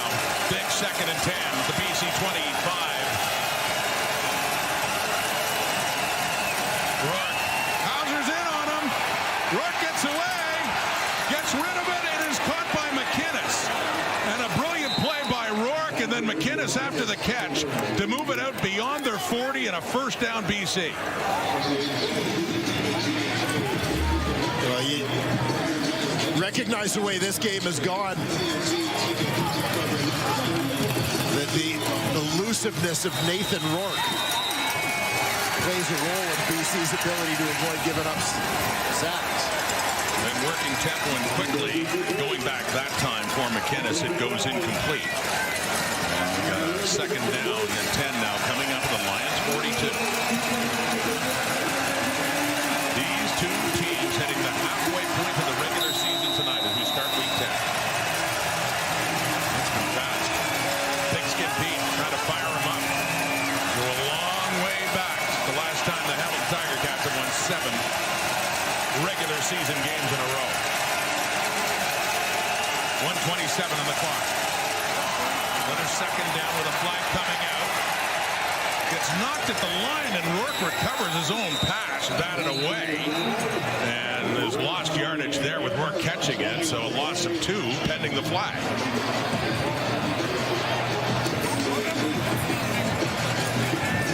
Yeah, Rourke obviously thinking he could pick up a little bit more yardage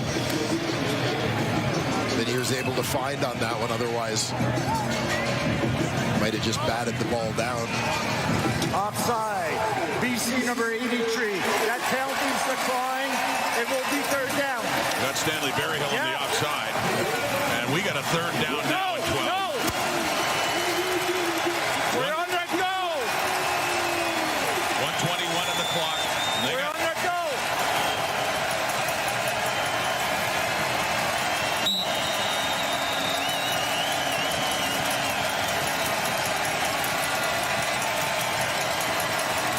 This is it for the BC Lions. 108, 107, 3rd and 12 in their zone. Nathan Rourke has time. The throw, and it's caught for another first down to McInnes. Inside the 30 and out of bounds near the 25. Another clutch connection from Nathan Rourke to Justin McInnes on that third down. Well, protection gives him time, and Nathan Rourke has the poise to stand in and just calmly float this ball down the field to Justin McInnes. Devin Veresuk trying to get back from his linebacker position to get underneath that one. That's just beyond his fingertips. Well, in field goal range, but a field goal is no good in this final minute. They're down 4. 54 seconds on the clock. They need a touchdown. And here you'll see Justin McInnes. He's going to work his way across the field.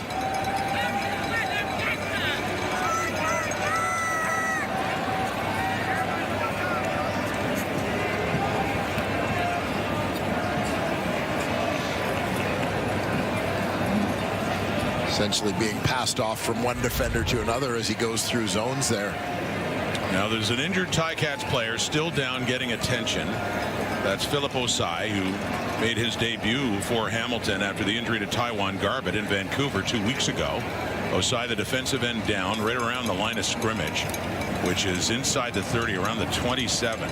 Rourke and the Lions trying to do what Bo and the Ticats did to them 2 weeks ago. Final minute, and back then you could see Rourke's frustration on the sideline, wanting to get the ball back for a chance, and they just worked the clock down, scored the touchdown to Keandre Smith, and they didn't have enough time at the end. Yeah, Ticats doing a pretty good job managing the clock in that one. It'll be interesting to sort of see BC if they try to milk it down here. And the difference being the Ticats only needed a field goal to tie it and potentially force overtime, and they ended up getting the touchdown to win it. In this case, Rourke and BC, they need to get to the end zone. What a finish we have again between these two felines, the Lions and the Ticats. Different sort of drama this time for Scott Milanovich. He's coaching the team that's ahead, trying to protect the lead. Here we go. 1st and 10. James Butler. Left side. Keeps his feet. Gets an extra push from his offensive tackle, Jarrell Broxton, and a late flag coming out after it looked like they had enough for a first down. Yeah, whichever way this goes, this is going to be a huge call. What do we have? What do we have? Talk to me.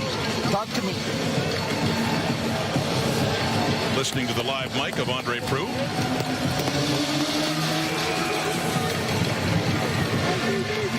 A big run that would have given BC first down yardage. So it's either going to back the Ticats up to their goal line or else take that yardage away from the Lions. You're right, as penalties go, this would be... There is no infraction on the play. Well, or it will do absolutely nothing. Not so much for pumping up how huge it is. Well, that's huge too for BC. Down to the 16. They got a chance. 47 seconds. Lots of time. First down. Rourke has time. Looks to the end zone. It is caught. A touchdown for James Butler. Must be saying to the Ticats, how do you like me now? The go-ahead touchdown with 38 seconds to go. James Butler against his old team has another one. And you saw Rourke look that way early. Rusher flashes by, and he's still got time to get it there. Butler with the catch. Left.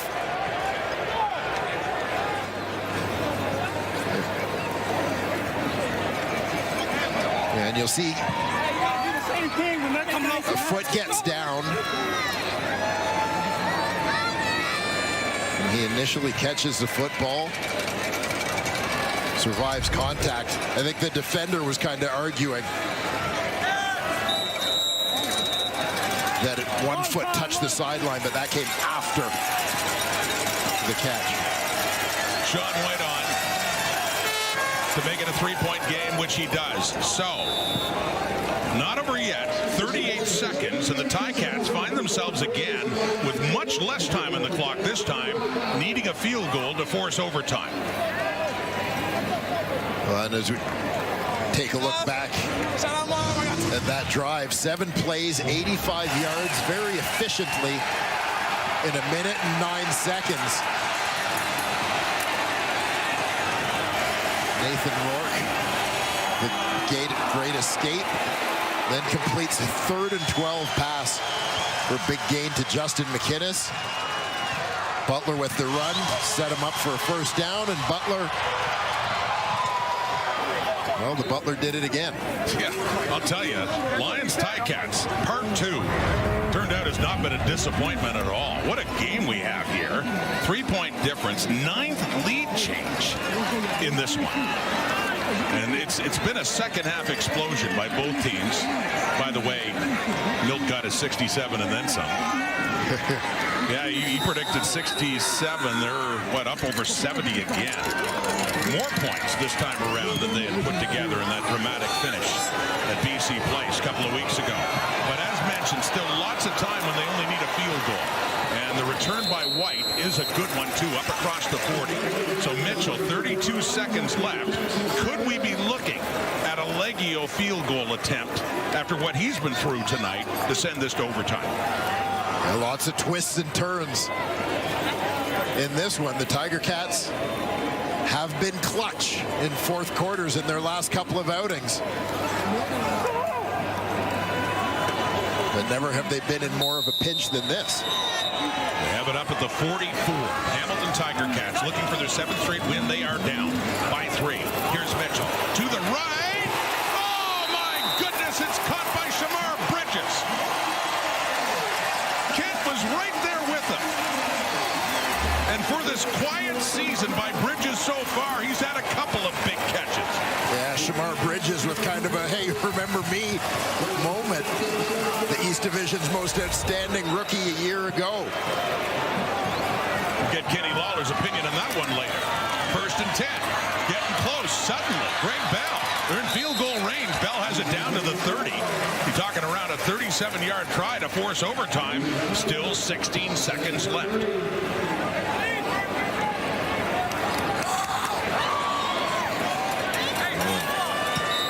Knowing the history of Bo Levi Mitchell, wouldn't surprise me one bit to see him take one look at the end zone.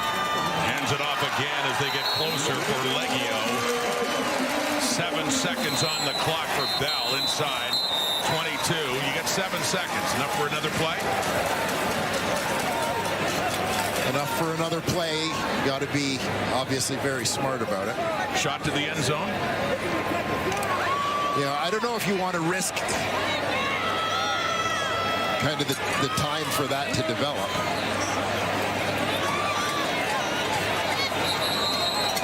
Certainly couldn't take the chance of too short a play that without the player going down right away. Buck Pierce's Lions were in a somewhat similar situation in Montreal over a month ago, although that was for the win for Sean White as they took advantage of an Alouette penalty and got it close enough for the walk-off winner for White. In this case, we're talking about a kick to force overtime for that man. Lions have gone to dime defense, an extra DB. Just a three-man rush. Mitchell, and no. Skips that one off the turf. Incomplete. And Mark Leggio is coming on to see if he can send this game, this remarkable game, the way the second half has gone, into extra time.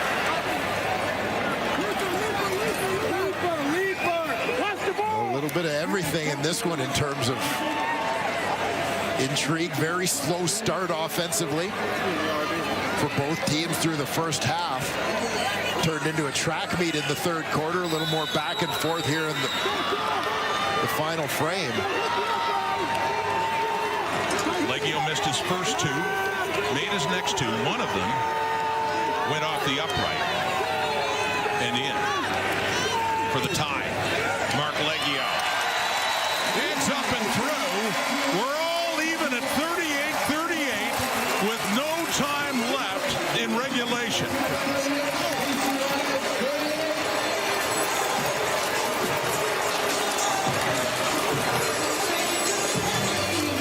Roderick, we're going to overtime. We are. And excited for it, the way these two teams have been playing it. Not the greatest night for Mark Leggio, but great when he needed to be to force overtime. Back in Hamilton this time, 60 minutes have not been enough. We're heading to overtime with the coin toss and Andre Proulx. This is the same coin. The CFL logo will be heads. Team logo will be tails. BC, your choice. Tails has been called. This is a tails. You won. You want to play defense first. Which end are you going to play? So we're going to go that way. Hamilton will have the ball at the... So Sean White, the adopted philosophy of you want to be on defense first to see what you need when you get the ball, right? Exactly. They're the rules. Teams play a maximum of 2 mini games. Each team will scrimmage from the opponent's 35. And after a touchdown, a team has to go for 2. There are no single point conversions here. And the team scoring the most points in the mini games earns the 2 points in the standings. Each team will get a point if it's still tied after the 2 mini games. But that's what's at stake right now for the Lions and the Ticats.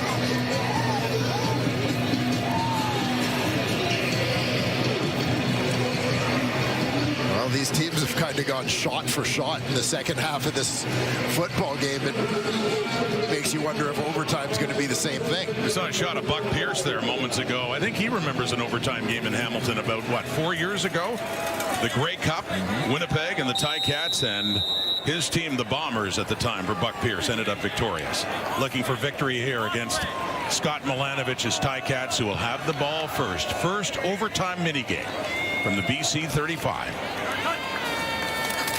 Faking the handoff, throwing right away. It is caught by Kenny Lawler.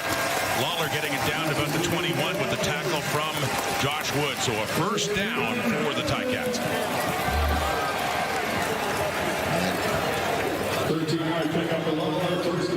Butler step up to pick up the blitz. Bo getting that ball out of his hands quickly.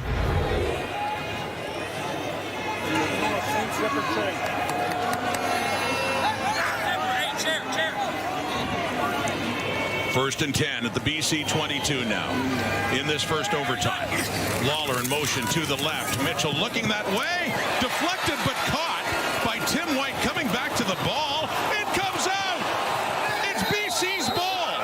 It's Dwayne Hendricks after White had caught the ball on a nice play and a deflection, but while running, he coughed it up, and a golden opportunity now for BC.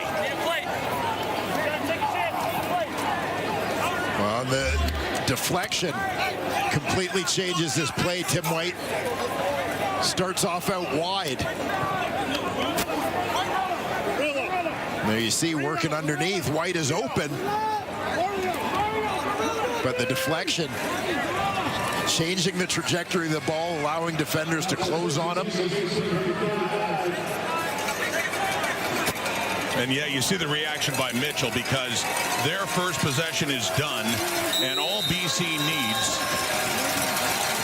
is to score points here. They just need a single, really, of a missed field goal. But a field goal, a touchdown, points, and they win in this first mini game. They start at the 35, as the Ticats did. Nathan Rourke. Great shot now. James Butler, left side, hanging onto that football. The key part of this now, just to keep possession of that ball down to the 27. Yeah, this is it. The low-risk play calling for the BC Lions here. Protecting possession, and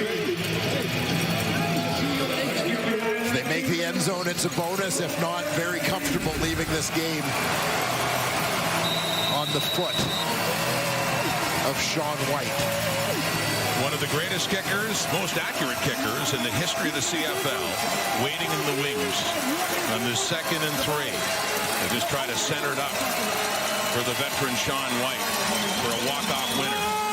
Butler. Good carry for a first down. Drive continues. Peters with the tackle, so gets it down to the 20.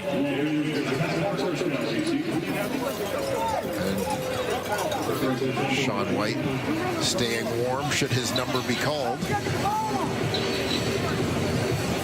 Who turns 40 in October. I mentioned this before, chatting about how much longer Sean White wants to play. Of course, the legendary Louis Pasaglia went to, what, age 45, and White, especially the way he is kicking, no signs of let up. What a tremendous career, another great product of BC junior football system. But it's first down in this overtime. Butler again, they keep it on the ground, and he keeps pushing. It's been a great night for James Butler, who has a touchdown on the ground and that one great catch late to put them ahead. Just about a minute to go. And 2 instructions for James Butler here in overtime. Secure the football, run forward. Well, he had a great game against his old team 2 weeks ago, but was denied the victory when Hamilton came back. He'd be savoring this one if BC can get some points on this drive. Butler turns right about the middle of the field on that 2nd and 4 play. And it's a 3rd down coming up. Sean White to win it for BC. Now the Lions with James Butler all the way, just running the football, taking care of business. Again, Sean White, not just a guy who's been accurate throughout his career, but a guy who's hit a lot of clutch kicks. Well, he had one, as mentioned, in Montreal, a walk-off winner right at the end of the game against the Alouettes a little over a month ago. Looking for another walk-off winner now and improve the Lions' record at the turn of 4-5. White up and through, and the BC Lions turn the tables on the Ticats. They come back and get a much-needed victory here in Hamilton.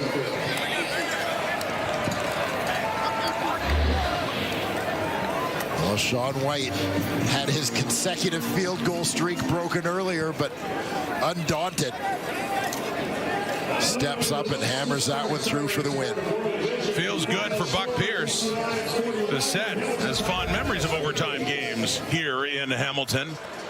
And for Scott Milanovich, a 6-game winning streak comes to an end. They were trying to get to 7, which would have been the first time since 1972, but it's the Lions who deny them on this night. Yeah, terrific job by the BC Lions to hang tough in this ball game. Hamilton came on like a house on fire in the second half, but The Lions hung with them blow for blow. On a night they honored a great in Shea Gilgeous-Alexander, making Hamilton proud. And the Ticats and the Lions put on another great show. The Elks and the Alouettes tomorrow. Thank you for watching Thursday Night Football on TSN. And have a great night. So long, everybody.